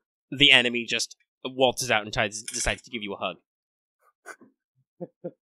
Yeah, you literally like summon demons to come eat you. No. All I wanted to do was, like, see in the dark. What the fuck? What's up? But, hey, how's it going? Excuse me. I rolled 20 out of 40, so 2 degrees of success. Alright. Well, hey, you can guess that this space, which is about the size of the courtyard, is probably 20 meters across. So that cluster of 6 guys, they've moved, since you last pinged them. They are now in front of you again. If you had to guess, they were probably, like, minding their own business, and then maybe the bombardment or something happened, or maybe they heard your loud bang at the top of a tunnel or whatever. And they have relocated to what sounds like the far side of this cavern. And those other half a dozen-ish guys have clustered into 2 groups of 3 presences, you would say, on your left and your right somewhere, on the far corners of this cave. Okay. Also, there's probably half a dozen elementals wandering around down here, just having fun, chilling. Okay. In fact, if you look with your night vision eyes, you can probably see these motes of... Not even motes, these globs of, like, amberish light glittering down here. Oh, okay. And I have motes. Yeah, you have motes. Yeah, those are small. Those are like little pinpricks of light leaking out. Like daylight gently leaking through a crack in a cave. Yeah, but, yeah, those elementals would probably know motes, more or less. Yeah. So you guys... Actually, no. Fuck it. Academics is your... monsterology skill. Roll academics if you want to know stuff about elementals. Sure. And I'll have my courseman do it. 12. Let's see. And I'll spend a point of life for my courseman to reroll. I mean, it's just academics, man. Okay. I got 2 degrees of success. Yeah. Okay. Anyways, I failed again, so. Damn it, man! I'm a medic, not a scholar. Not a scholar? Yeah. I just know how to treat wounds. This is blood. Hey, guess what? Those things don't have blood. Alright, so an elemental, also sometimes known as an entity. They're more advanced forms of wisps. They're bigger. They appear to kind of be these glowing orbs of light, but also of their element, basically binding them. So, Earth elementals are called Noma. So, a Noma entity would probably be, maybe like of something the size of a big old beach ball floating off the ground because they hover. They have up to 3 meters of hover. They can levitate, and just made of glowing rock and stone. Elementals are normally pretty chill. They're smarter than motes in the sense that, like, some animals are smart, like a rat can be trained, or, cats and dogs can be responsive to stuff, but, Some animals are pretty dumb. Okay. So these things actually have like a certain amount of intellect. They don't have wisdom, but you can bargain with them to assent or even give them commands. They normally mind their own business, but they can be agitated by spellcasting around them because basically how elementals, quote-unquote, live is they exist in an area with a high mana concentration, and much like moats, they passively feed. They just kind of slurp on ambient mana, which, by the way, there's a lot of. I should point out, since you guys both Aether Sensed again, you're getting closer and closer to that Earth Conflux, which is kind of like whatever the bedrock sheet that this mountain is formed on, which is somewhere below you, is kind of like made of this conflux. So you're getting close. And the elementals are basically leeching off that energy as it kind of like percolates up through the ground. So if you go disturbing the local manas, you're gonna make them annoyed. Right. Which Right, basically so- by annoyed means they're gonna try and hit you with rocks. So pretty much don't try to use earth magic. Well, yeah, any kind of spellcraft close to them can agitate them. You can give them to agita. Fun. And much like wisps, they can kind of like cause their elemental energy to radiate out, so they can cause little bursts of elemental energy, which will hurt you. Yes.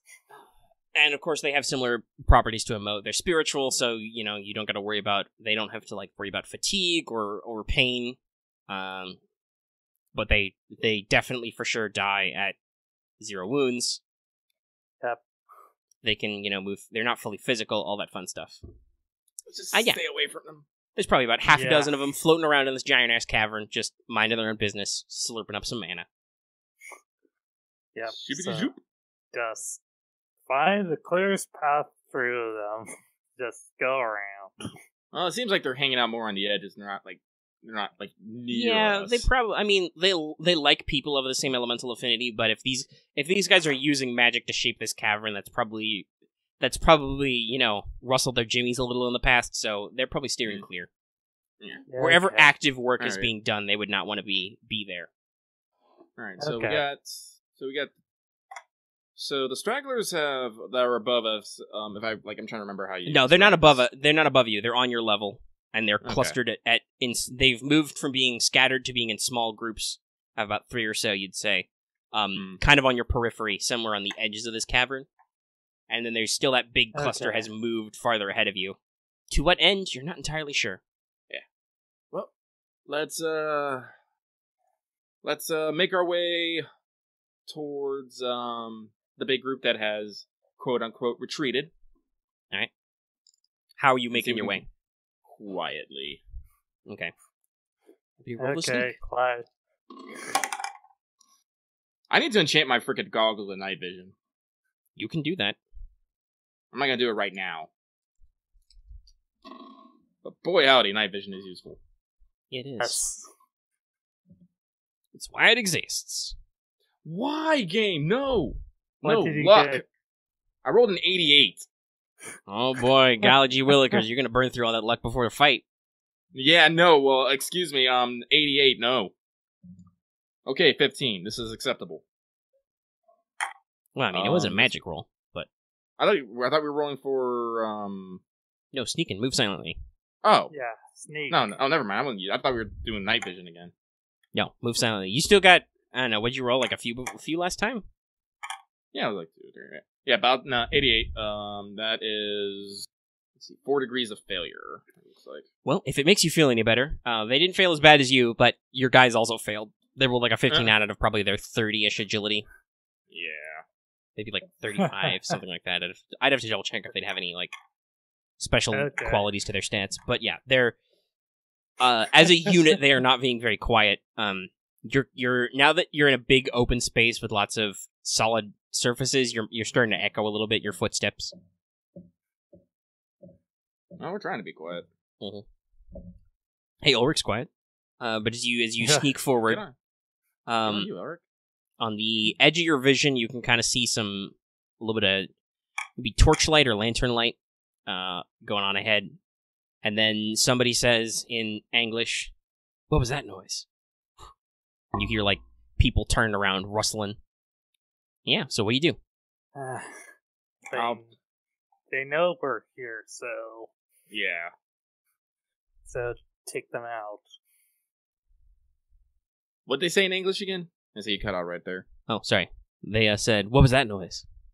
Yep. Let us stop moving. Make sure our lights are down, and we'll be quiet. And see if we can find them first before they find us. Okay. So, on alert. Well, there's that. So yeah, roll awareness, but also if you're gonna stop and hold still, everybody roll camouflage. Okay. I don't even have camouflage. So that's per roll half. what you can. I believe it's per anyway. So let's see. What do these guys got going on? Let's roll camouflage for your guys. That's a 71. They're not very camouflaged. Oh Jesus, that's right. Oh, that's right. I've got fucking shifty for being sneaky silent moving. Fuck, I forgot. I need to remember this. One of these guys. Okay. Sure, I'm on a different thing. Okay. That's going to be... On camouflage, do I have camouflage? Yes, I do. That is like 776. It's not good. I have 1 degree of success. I got 18 out of 32. Okay. So, good for you, Chief.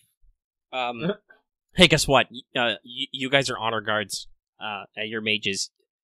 Nobody else in your squad is any good at this. They basically just huddle on the ground and kind of crouch behind pillars. They don't do anything to like break up their body outlines, minimize their sight lines or whatever. Wolfgang, you probably press your whole back against one of these stone pillars so you can't be seen at all from several directions, stuff like that. And thus you are not visible. So you hear some people stepping. You don't need to roll awareness to hear them as they come up. You guess maybe sounds like 3 guys, kind of creeping up on you. And as they get, I don't know, you'd say maybe 5 or 6 meters away. It's hard to tell with the echoing, You hear like a click and a flashlight sweeps over the area, and somebody says, and then somebody's gonna say, "Who goes there?" And then, because you are not seen, Wolfgang, you've got about a split second before somebody shouts, "Alarm!" I'm gonna loudly. go for the mad cut. All right. Yeah, roll to charge. You're just gonna have to bum rush this guy. Yeah. Here we go. That's actually a good roll because he's unaware of you because you're a sneaky motherfucker. So 15. Let's see here. I do not have temper on my sword, but let's see here. Let's see what charge gives me real quick. I think a little bit of plus to damage and a plus to hit. Oh, god damn it. Where are the attack actions? There they are. Free melee attack, plus 20. Oh, geez, so actually, and plus 2 damage. Well, that's then, so with my Warframe, my Warfare, because I've been playing a lot of Warframe recently, with my Warfare melee, that gets bumped up to 61, which is 5 degrees of success. Alright, he can't do diddly. He's completely unawares. And I'm gonna swing! That's a 9! 9 total? Let's see. No, that's on dice. Just trying to keep it in my head while I go scroll down furiously, then plus 11, plus 2, plus 5? Question? Or yes, 5.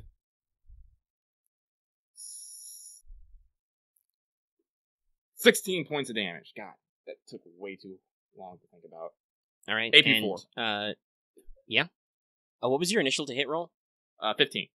15, so that's a 51. That's somewhere in his body. Well, he's not dead, unfortunately. He has to make a shock test, though. So. That's 22. He passes with flying colors. So roll your special damage for Silent Blade, because, yes, that's what you just did to this guy. Mm-hmm. Let's see, it was... Is it still just a plus 2d10? I think it is. Okay. No, make it 3. I'm gonna bump that up. Hold on. That should be 3. Okay. It's too low. I wanna with special damage or critical damage, I want to err on the side of caution, but it should be higher. It doesn't work good at 2. Yeah. Okay. Just do this plus 3d10 critical damage automatically.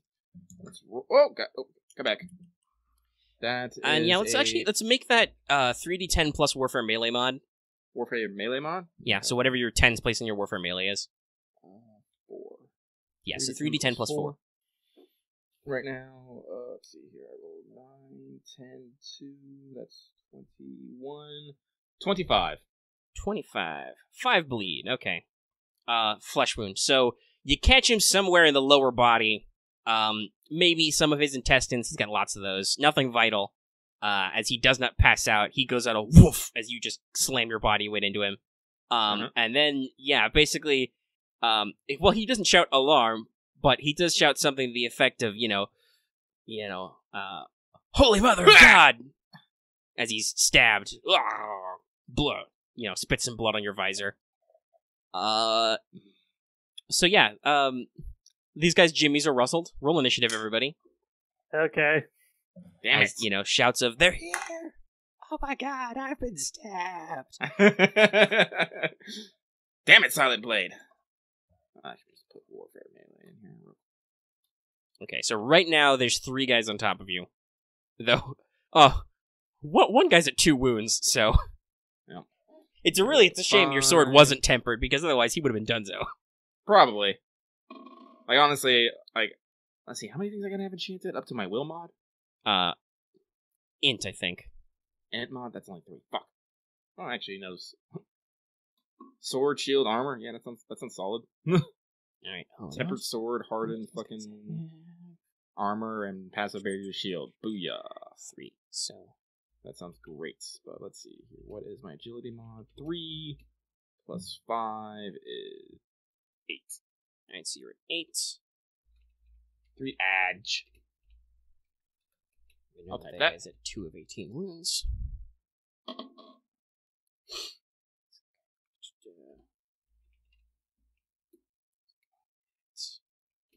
That number. That guy's going with it. That number.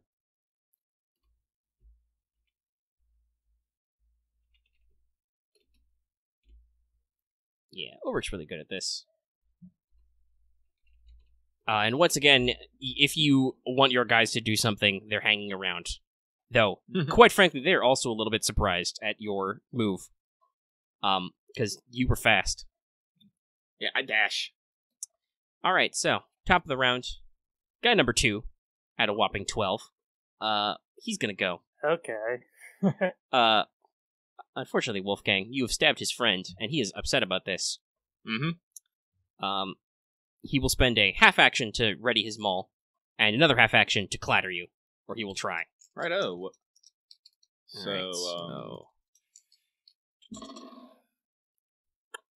Oh my. Not again. This is gonna be bad? Yeah, for them. That was another 99.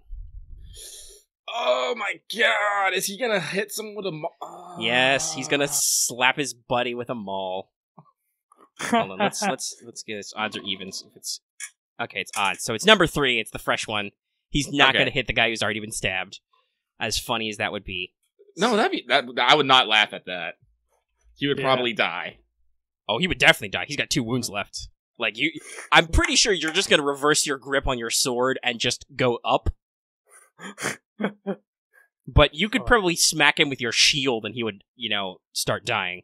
Yeah, I know, but that'd be that would be him dying in honorable combat, not because his friend swung too hard. Oh, and he rolled great too. Oh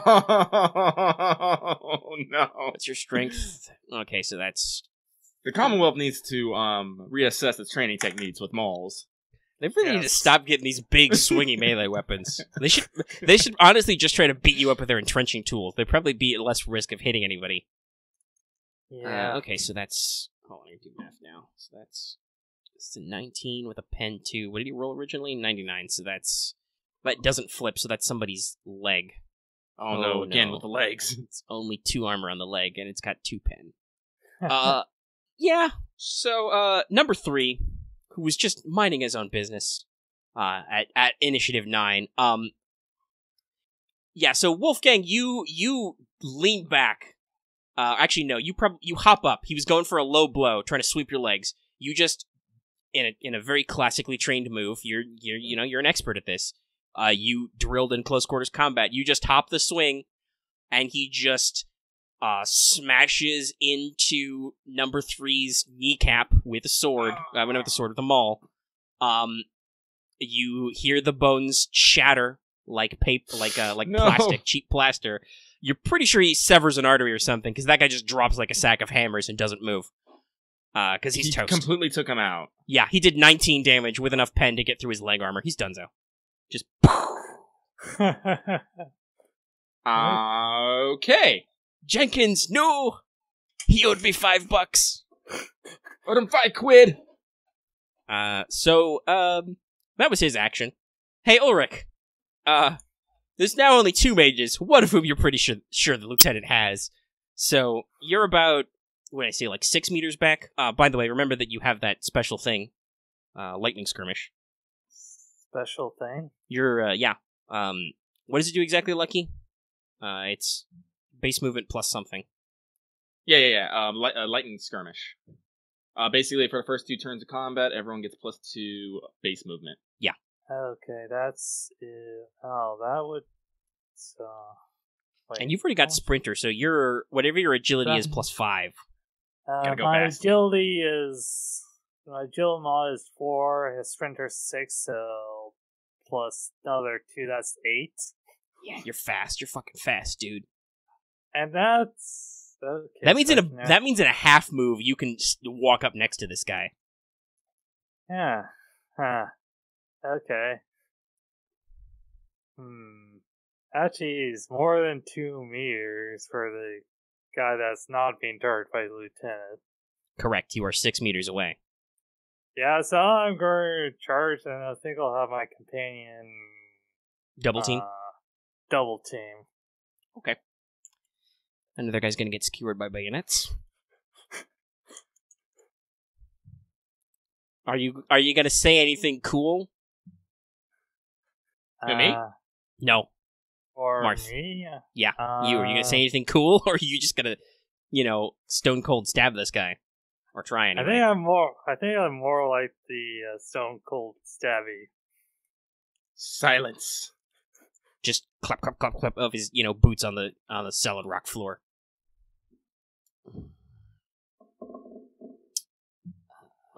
Try. So, 4 DOS. He's got a response. He'll try an active barrier. I don't think he's going to do good. No, it's 74. He fails. Okay. Alright, so that's a hit. Now I roll. 31s, that's the body. Now I roll my bayonet. Mm-hmm. Right. Now there's like 2 different bayonets, but I think this would be the spear type, yeah, because it's on the end of your gun. Yeah, it's the spear type because it's. I believe everybody put them on their bayonet rings on their trench guns. Okay. Right. I need 1 bayonet.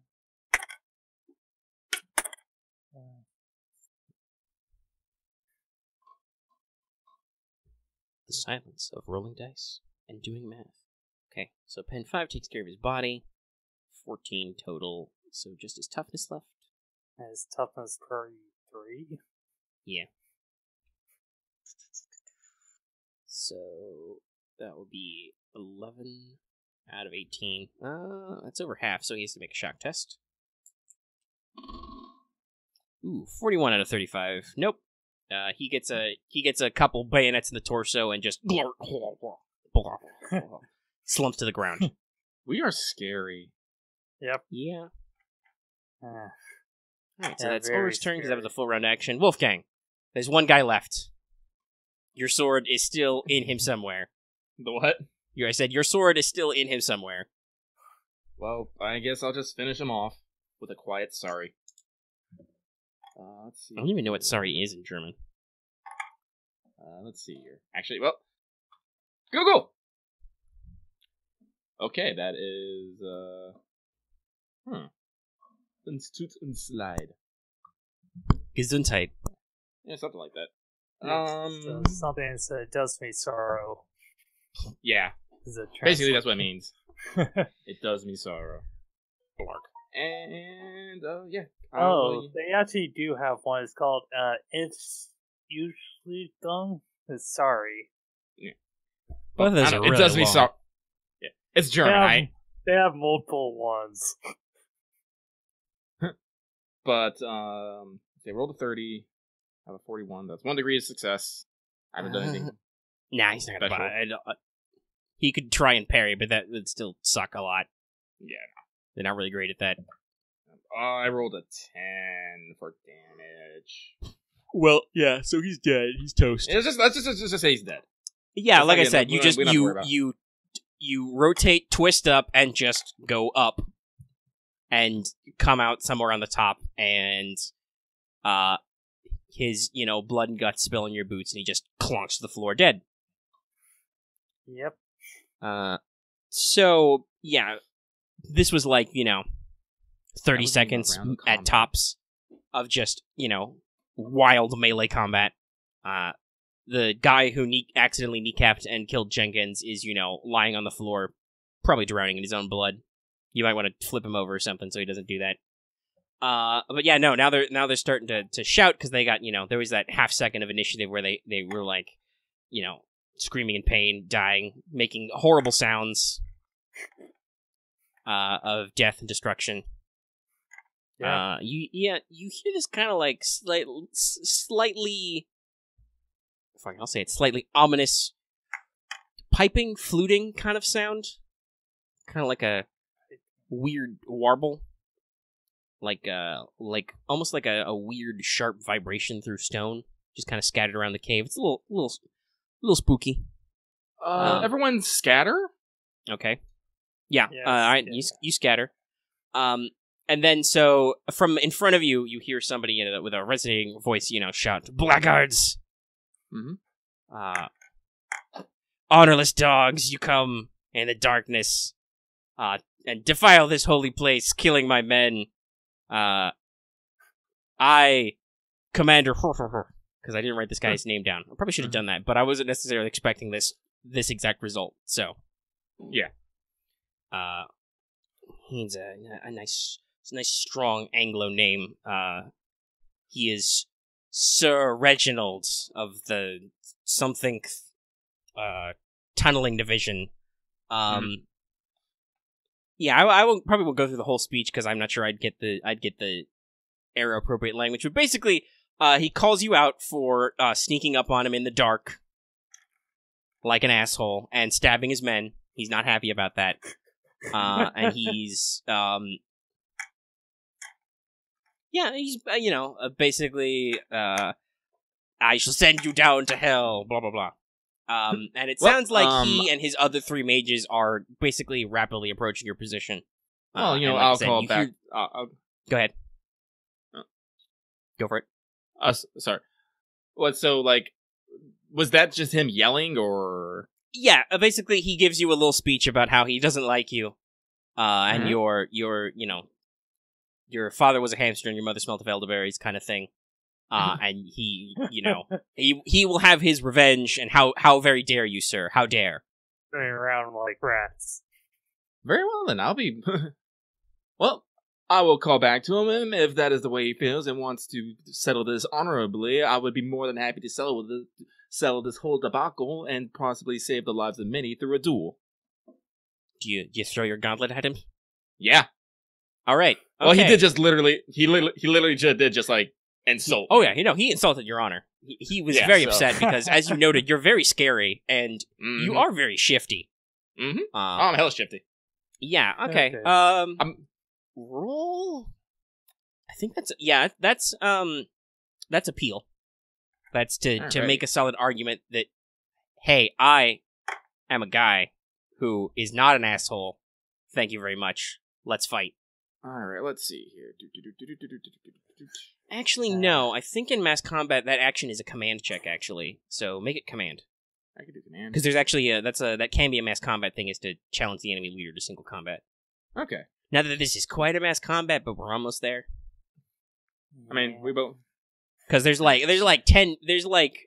over 10 mages on each side crowded into this room. That's a bit of a dust up. Yeah. I'm just checking my thing here real quick.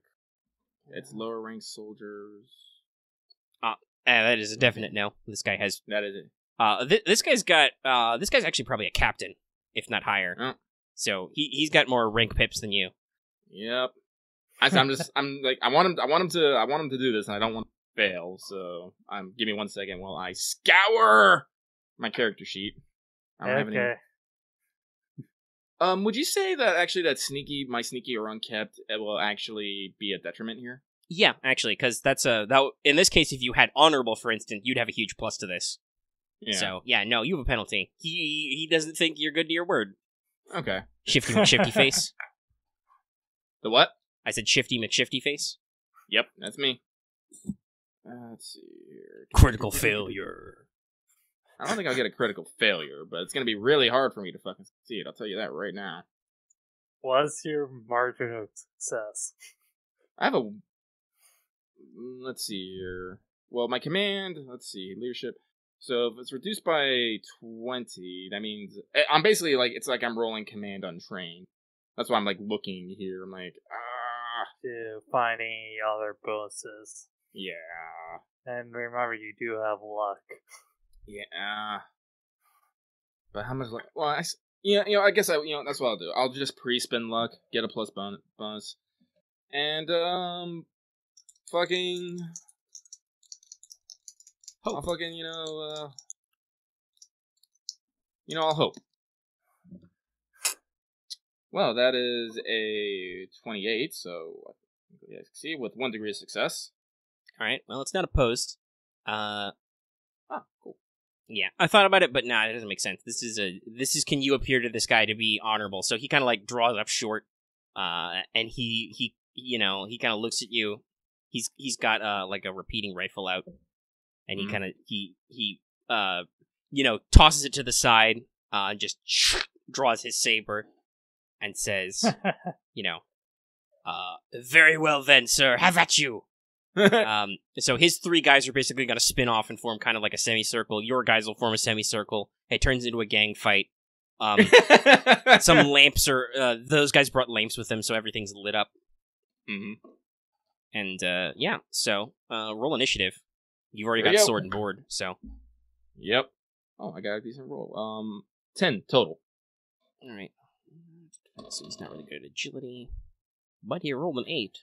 Right. I have an agility of 3, by the way.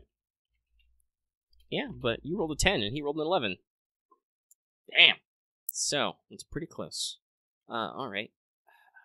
I need to double check stuff. Oh, I don't know. This is your impromptu duel. What's your setup here? Is this just like you get close enough to like touch tips and salute? Oh, I won't touch tips, but I'll definitely, salute with my sword. Okay. So you probably don't have to move any closer. You're within melee range. Yeah. And I'll give him my name. Period and all. Yeah. So he already shouted his name, so. Yeah, so I have to give mine in turn. Strength of the Earth. Half action. Okay, he's gonna spend a half action to cast Strength of the Earth first. Because he's magic. Oh, and since your guy with those motes is standing right there, he gets a bonus on this. And he's actually pretty good at this, so... Where'd that go? So that's... Alright, so that's... 0, so that's... 2 degrees of success. So he gains a plus 20 on test resist. Knockback, grappling, falling prone, being stunned, or being immobilized for a number of rounds equal to US, so 2. He also gains bonus wounds equal to his will mod. Oh. So he's extra tough now for 2 turns. Yep. And I think that's phrased that like they're not. There's no thing. Anyway, the bonus wounds go away first, basically. So if he goes down, he doesn't like suddenly go overage. They're just extras. So yeah, okay. So that was 1, and then he's with his other half action. He will strike at you with his saber because he can. I will parry with my shield. Well, let's see if he hits first. Okay. You have a shield up, so you've got your passive barrier on that. That's right. Enchantment. It says warfare melee. Okay. Those are 2d10s, not percentile dice, Chief. That won't tell you anything. Alright. That's a 30. So that's only 1 degree, so your shield passively takes it. He goes in for a swing, you angle your shield, his saber just bounces off it. Bonk. It's your initiative. Let's see here. Hacking. So I'm looking through the actions right now. Okay. So, I will fight defensively. Full action. So I will, I'll fight defensively, and that means I can make 1 attack, right? Yeah, if you use a full action, that's your whole thing. Yeah, I guess I'll just fight defensively then. But that's weird because it says all-out attack is plus 20 to warfare melee, but you cannot actively defend that round. That's also a full action. Yeah. So if all I'm doing is buffing my warfare melee for the whole turn, where am I actually attacking? It's an attack that's plus 20 for that attack, and it's a full action. You don't get to double attack, basically. Because normally attacking with anything is a half action. So all-out attack is a full action to attack recklessly, but it takes your effort. And then fighting defensively is basically the inverse. You take extra time and use extra caution to attack, but you only get 1 attack. Okay. So I will swing it then. Basically, barring spells, when you're in a melee fight, you can either attack twice, or you can fight defensively or all-out attack, depending on which flavor you prefer. Let's see here. I took a minus 10. I don't have any bonuses because my XO is not in this. Nope. Yeah. Yep. So that's 0 degrees of failure. All right. You go in for you're being cautious. You're being defensive. You go in for like a light thrust. He just kind of ducks out of the way. He doesn't even have to parry. Mm-hmm. All right. Top of the round. That's his first turn of Strength of Earth done. Let's see. What do I want to do here? Probably I want to all-out attack. Because he's mad. And being both of us turtling is not going to necessarily make this go by quickly. Yeah. So he will full action.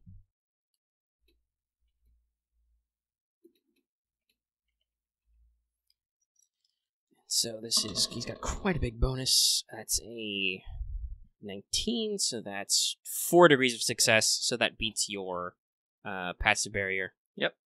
So it gets 2, which means I will still catch it with my shield. Okay, so he took a minus 10 on that on top of that, so that's actually only 3 degrees of success then, sorry. Forgot my math. Alright, well. But you're going to try and parry with your shield. Yep. Which, the shield is defensive, so you get a plus 10 to parry, and also you fought defensively, so you have a plus 10 to parry. And my shield has defensive, so plus 10. Yeah, that's what I said. If I broke up there, okay. Sorry. Yeah, you did. Okay, so that's 20. So it makes my warfare melee 60. 5 degrees of success on the parry. Alright. Boom. I rolled an 18. Knock it out of the way. Yep. Yeah, well, that was his full round action. So go for it. He can no longer actively defend. Oh. And, with that, do I want to go for... No, now that he can't defend, it means he's left wide open! So, I'll go for 2 cuts. So, first attack. Now this is really Dark Souls. You waited for the gap in his pattern, you parried, you're gonna counter. Yeah.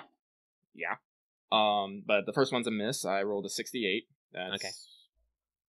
Second slash is a 39, which 0 degrees of success. Alright, well, he can't actively defend, so... Go ahead and roll. So here comes the damage. Oh, and I was dumb, but what number was that you just rolled? Oh, friggin' that was 39. 39. 93. That's one of the legs. Legs? Yes. So you rolled a 6 for damage. Yeah, 86 to 100 is the left leg. Yeah.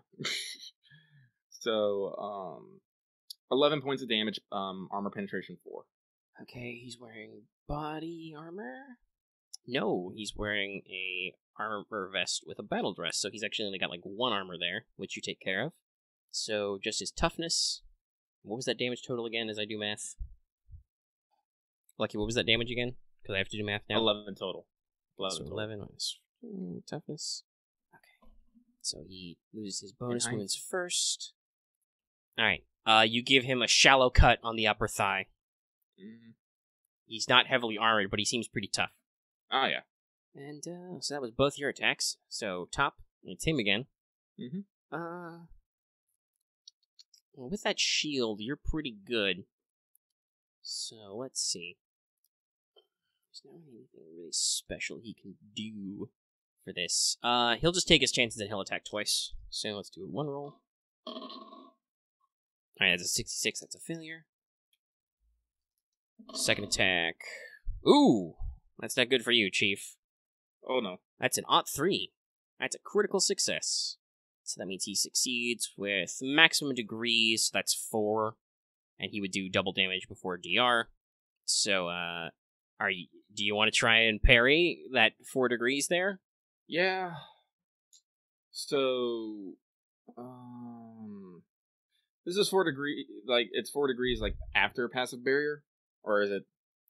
Well, so normally passive barrier would drop 2, but, I think with the way critical works, it says succeed with your maximum degrees, so since his maximum is 4, even if you reduce it, it stays 4, I think.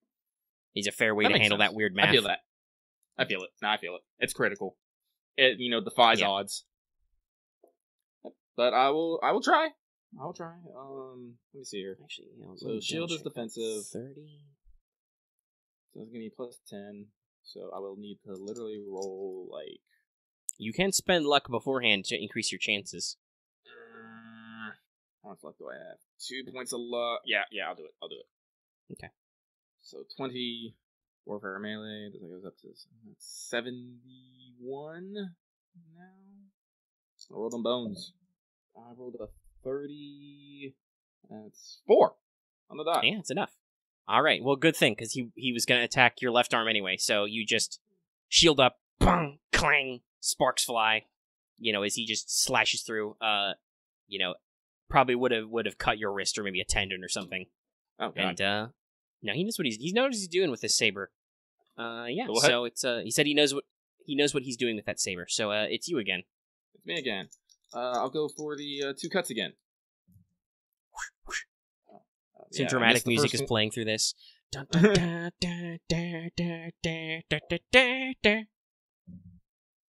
I missed both swings.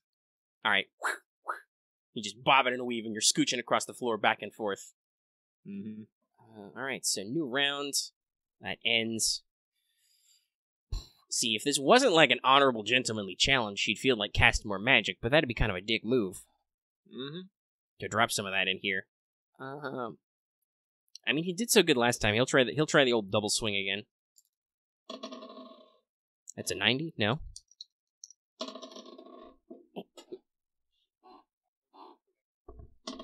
Yeah, it's not gonna work. That's a 41, so that's 0 degrees, so your passive barrier.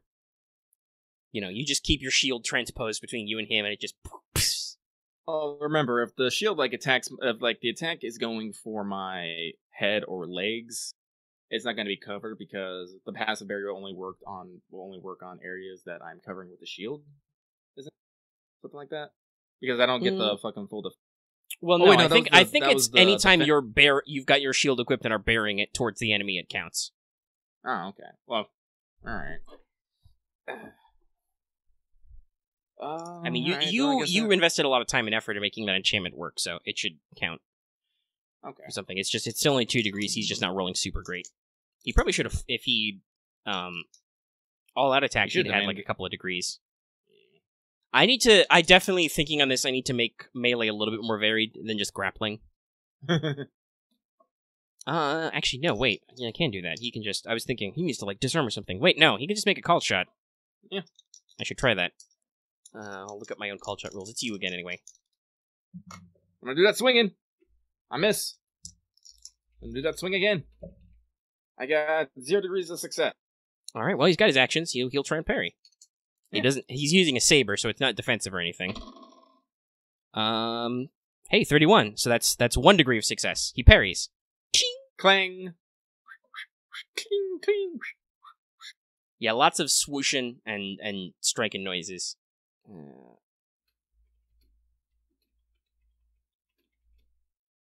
Okay, I'm gonna write on the fly here, because I just realized there's not any real detail to, besides, obviously, the special hit location, but that's not a big deal anymore, so... I'm gonna rule on the fly. I'll write it down later, because I don't want to interrupt the thing to write rules, but basically, he can forgo damage on you can forgo damage on a called shot to do, like, a narrative effect, such as disarm an opponent, so... make an attack as normal, designating a specific area. So, well, it's top of the round. It's him. So yeah, he'll try and called shot up to twice on your left arm for that shield. He's gonna try and make you drop. 65. No, that's a really no, since he's at a -20 for this. That's another 03. That's another critical success. So that's 2 degrees. I guess he's not targeting you per se. I don't know if passive barrier. Well, we already said that passive barrier. No, wait, because he's got less math. Listen, there are parts of this game that are not necessarily rigorously play tested, and you may get weird interactions. I mean, well, as I said, like, it's a critical success, so no matter what, he gets his mass degrees of success. Yeah. The issue now, I guess, because even if you got, he would still succeed. You don't reduce him to negatives, which is the explicit rule with passive barrier now. You have to drop them below 0 degrees, so he'd still have 0, so he still hits with 2. So he's going to hit your shield, and he would forgo damage to knock your shield away, so are you going to try and stop him? I'll stop the attack with my sword. Yeah, you can do that. I think that has defensive, too. Yeah. He goes for the shield, I'll be like, I pull it back, and I interject with the sword. So, here comes that roll. Failure. No, I got I succeed, but I don't think it's enough. I got oh wait, no, yeah, dude, because it's offensive, yeah. Booyah! So you get how many degrees? 2, because I rolled a 26. Normally my warfare melee is 41, but with the +10 from defensive, Alright, parries are 51, yeah. You successfully transpose your sword with the shield. It catches in the crossguard like it's supposed to. Okay, well, he'll flip it. He'll go for your sword arm this time, since you're presenting that. Oh, okay. That's a 0-2. He is on fire right now. Jesus fucking Christ. If only you weren't a defensive monster.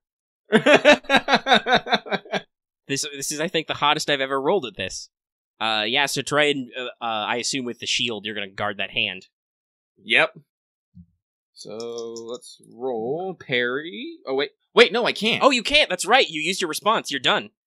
Yeah. All right. He slaps you in the wrist with enough force, you drop your sword. You'll have to take a half action to get it back. This is intense. So he goes for the left to right. He catches you on the rebound of your sword arm. Basically flicks his wrist around, slaps your sword down. It falls out of your hand, clatters to the floor. People in the audience gasp. Well, it's you now. You've got a shield and a bare hand. Keep in mind, you're still fucking fine. Yeah, I know. Also, he's mostly fine. Not even with his bonus wounds gone. You mostly just chewed through his extras there.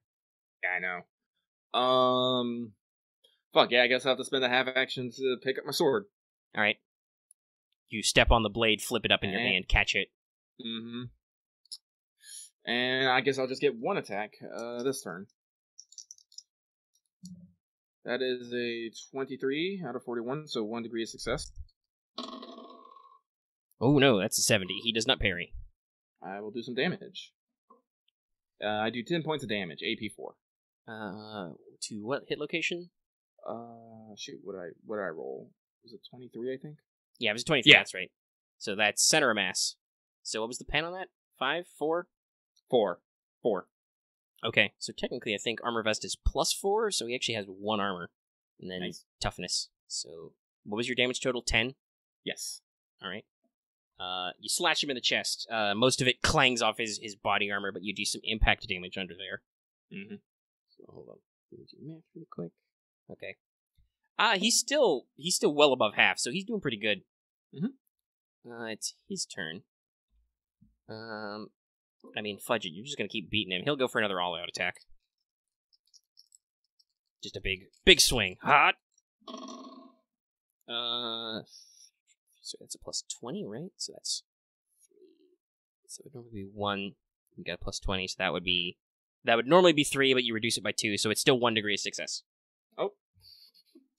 Also center of mass. He goes for a big lunge. Oh, but center of mass. Is it going like swinging for like the body? Yeah, it's gonna hit your body. I'll just take it. Okay. So I think is it? Yeah, I gotta look up Saber again. I looked this up earlier, but I forgot. So this is 1d10 plus 2 plus strength mod.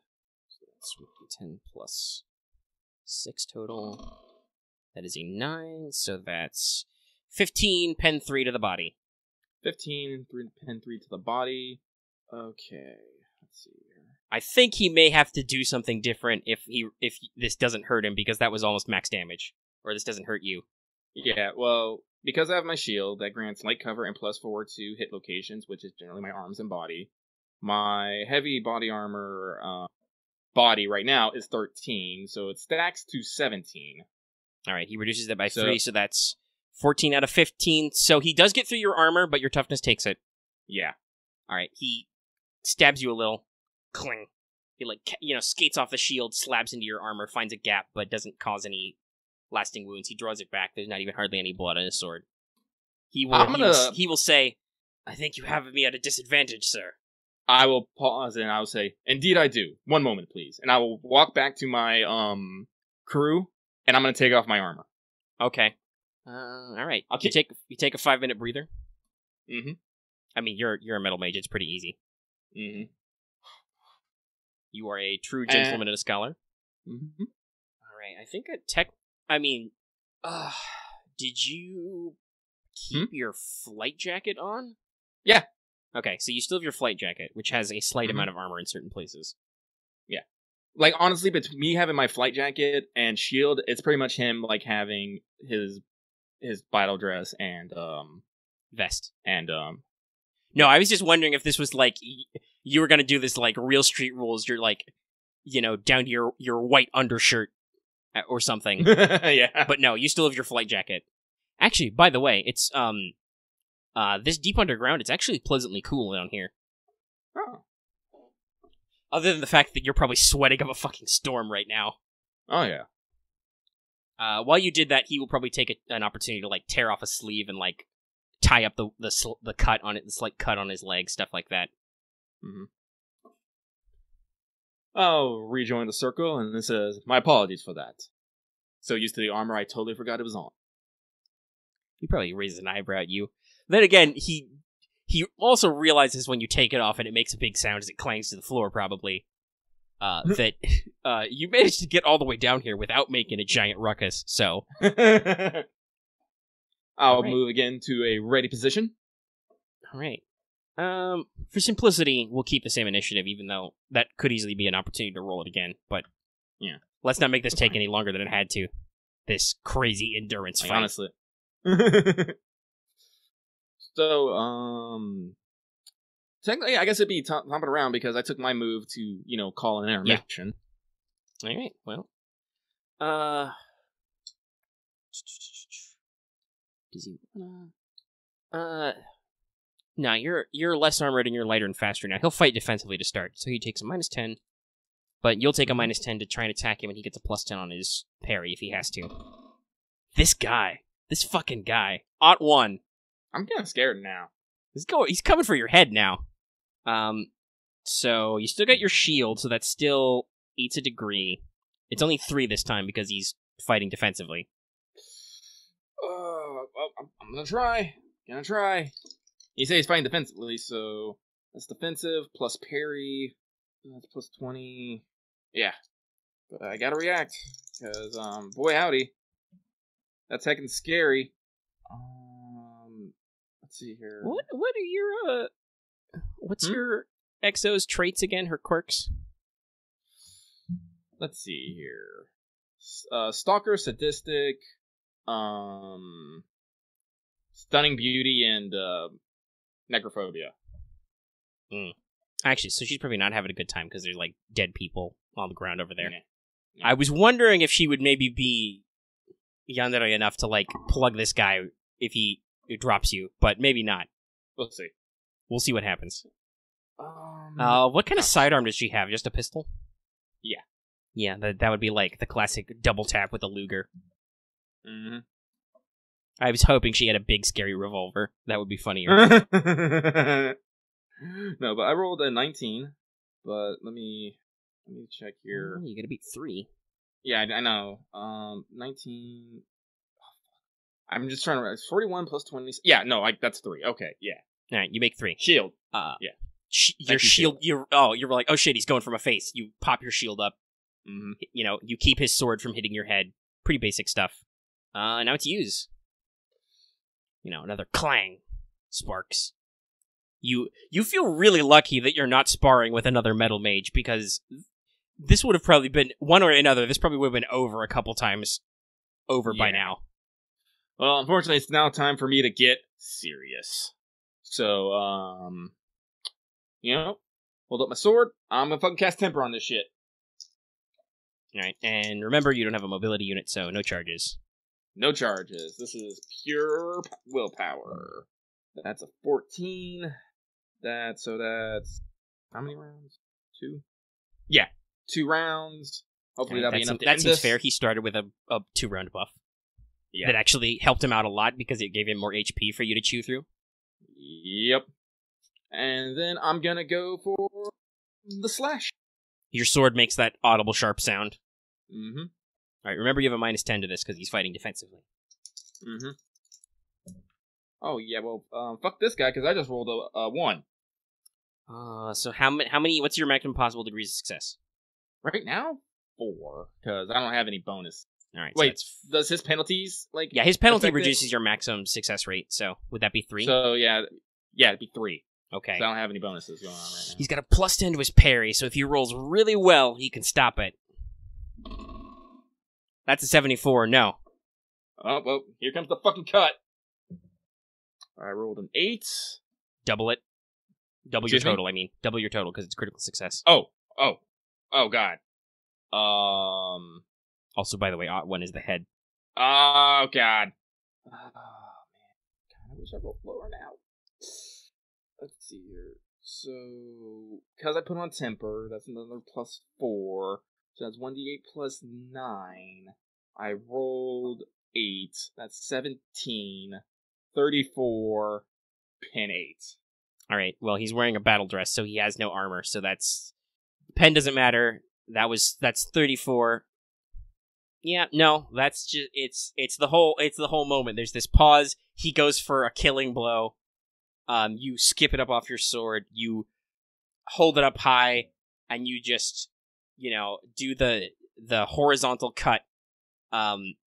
He tries to bring his saber up to block. You just cut clean through it. The ends glow where your sword passes through it, and it's a clean sweep through his neckline, and he just falls to the floor. It's like a samurai movie. You do a perfect, half moon semicircle with your sword, and just ching. There's not even any blood on it. The cut is so sharp and so fast.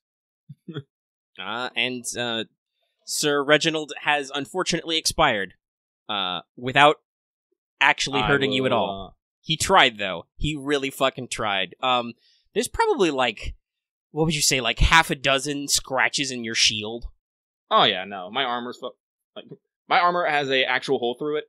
Yeah, no, he got you in one of the joints and just slipped in, Yeah. But, I will regard the sack of meat that was once Sir Reginald. I'll give him a salute.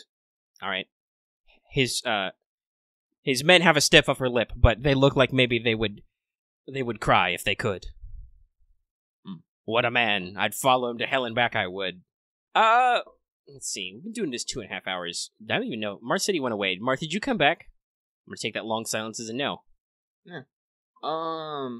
We can just put him on autopilot at the moment, because I'm going to regard Sir Reginald's men, and well, I don't know. Do I want to do this cliffhanger again?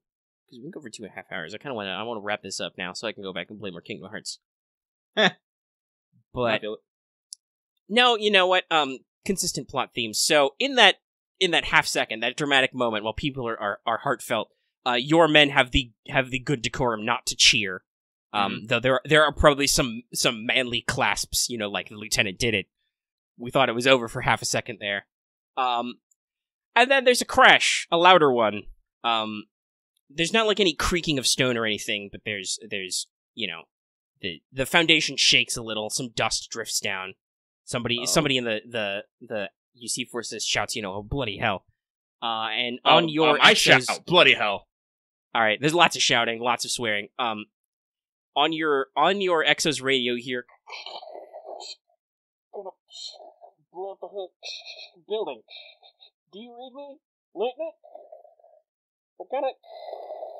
I got it. I'll grab on the horn. It's like. You think that's the captain yelling at you through several dozen meters of stone and also several tin cans? You think? Are we cliffhangering, or can I actually make a response? I mean, if you have a pithy one-liner to drop, you can go ahead and yell into that radio. But I figure this will be about the roundish end of the setting. I mean, the session. Oh man! Also, holy shit! I think this means you get another medal. I'm gonna yell into that horn. God, Captain, if this guy is bombing this building for more fucking egg salad, I will cut him in half myself. And I'm gonna slam the phone down. Luckily, you're pretty sure nobody heard you because you think that might be high treason. But you know for sure nobody in this fucking room is gonna say a goddamn word. What? The lieutenant said something? I didn't hear anything. I'm sorry, I couldn't hear over the sound of being bombed. Yeah, so I figured that's a good cutoff. We'll cut it there. That was really good. Let's call that a nice 400 XP. You just accomplished a primary mission objective. Oh my God. In dangerous conditions, mostly by yourself. Oh, Marth's making dinner. Well, we'll wait, what I do? I'm telling Marth said he's making dinner, so we'll just say. Okay. Oh my God. Save 400 XP. You win those critical successes to the head, man. I said, I built myself very defensively for a very, very good reason. Oh yeah, no, this showcased in a good way your defensive capability. That's okay. I have some, because I think maybe not a full session, but definitely another session to wrap this mission up and whatever. There's things that could happen. Maybe he'll piss off that spirit. Maybe the Major will piss off that spirit blowing up this mountain. Well, now I gotta get my guys, and these Commonwealth guys out of here, because I'm not leaving anyone. I'm sorry, I am now. No, you're not gonna leave a man behind. That would be dumb. No. Yeah, so we'll call that 400 XP. That means your companions each get 200. I have killed their commanding officer, and they haven't really reacted yet. But if they take that, I will go ahead and spoil this for you. They're not gonna take that badly. You defeated him in one-on-one combat. You called him and threw the gauntlet, and he accepted. So this was a gentlemanly fight, which is now over. Yeah, and so these lower rank soldiers, it's like shit's going down. They are now under my charge. It probably won't take them too much convincing to say that, to basically go for okay, I'm going to accept your surrenders now. Let's get out of here. Mm-hmm. So let's see. What do you mean, I get another medal? I mean, I'm pretty sure facing another enemy commander one-on-one in a duel is probably medal-worthy, but we'll see if there's any of these actually count. You might already just be...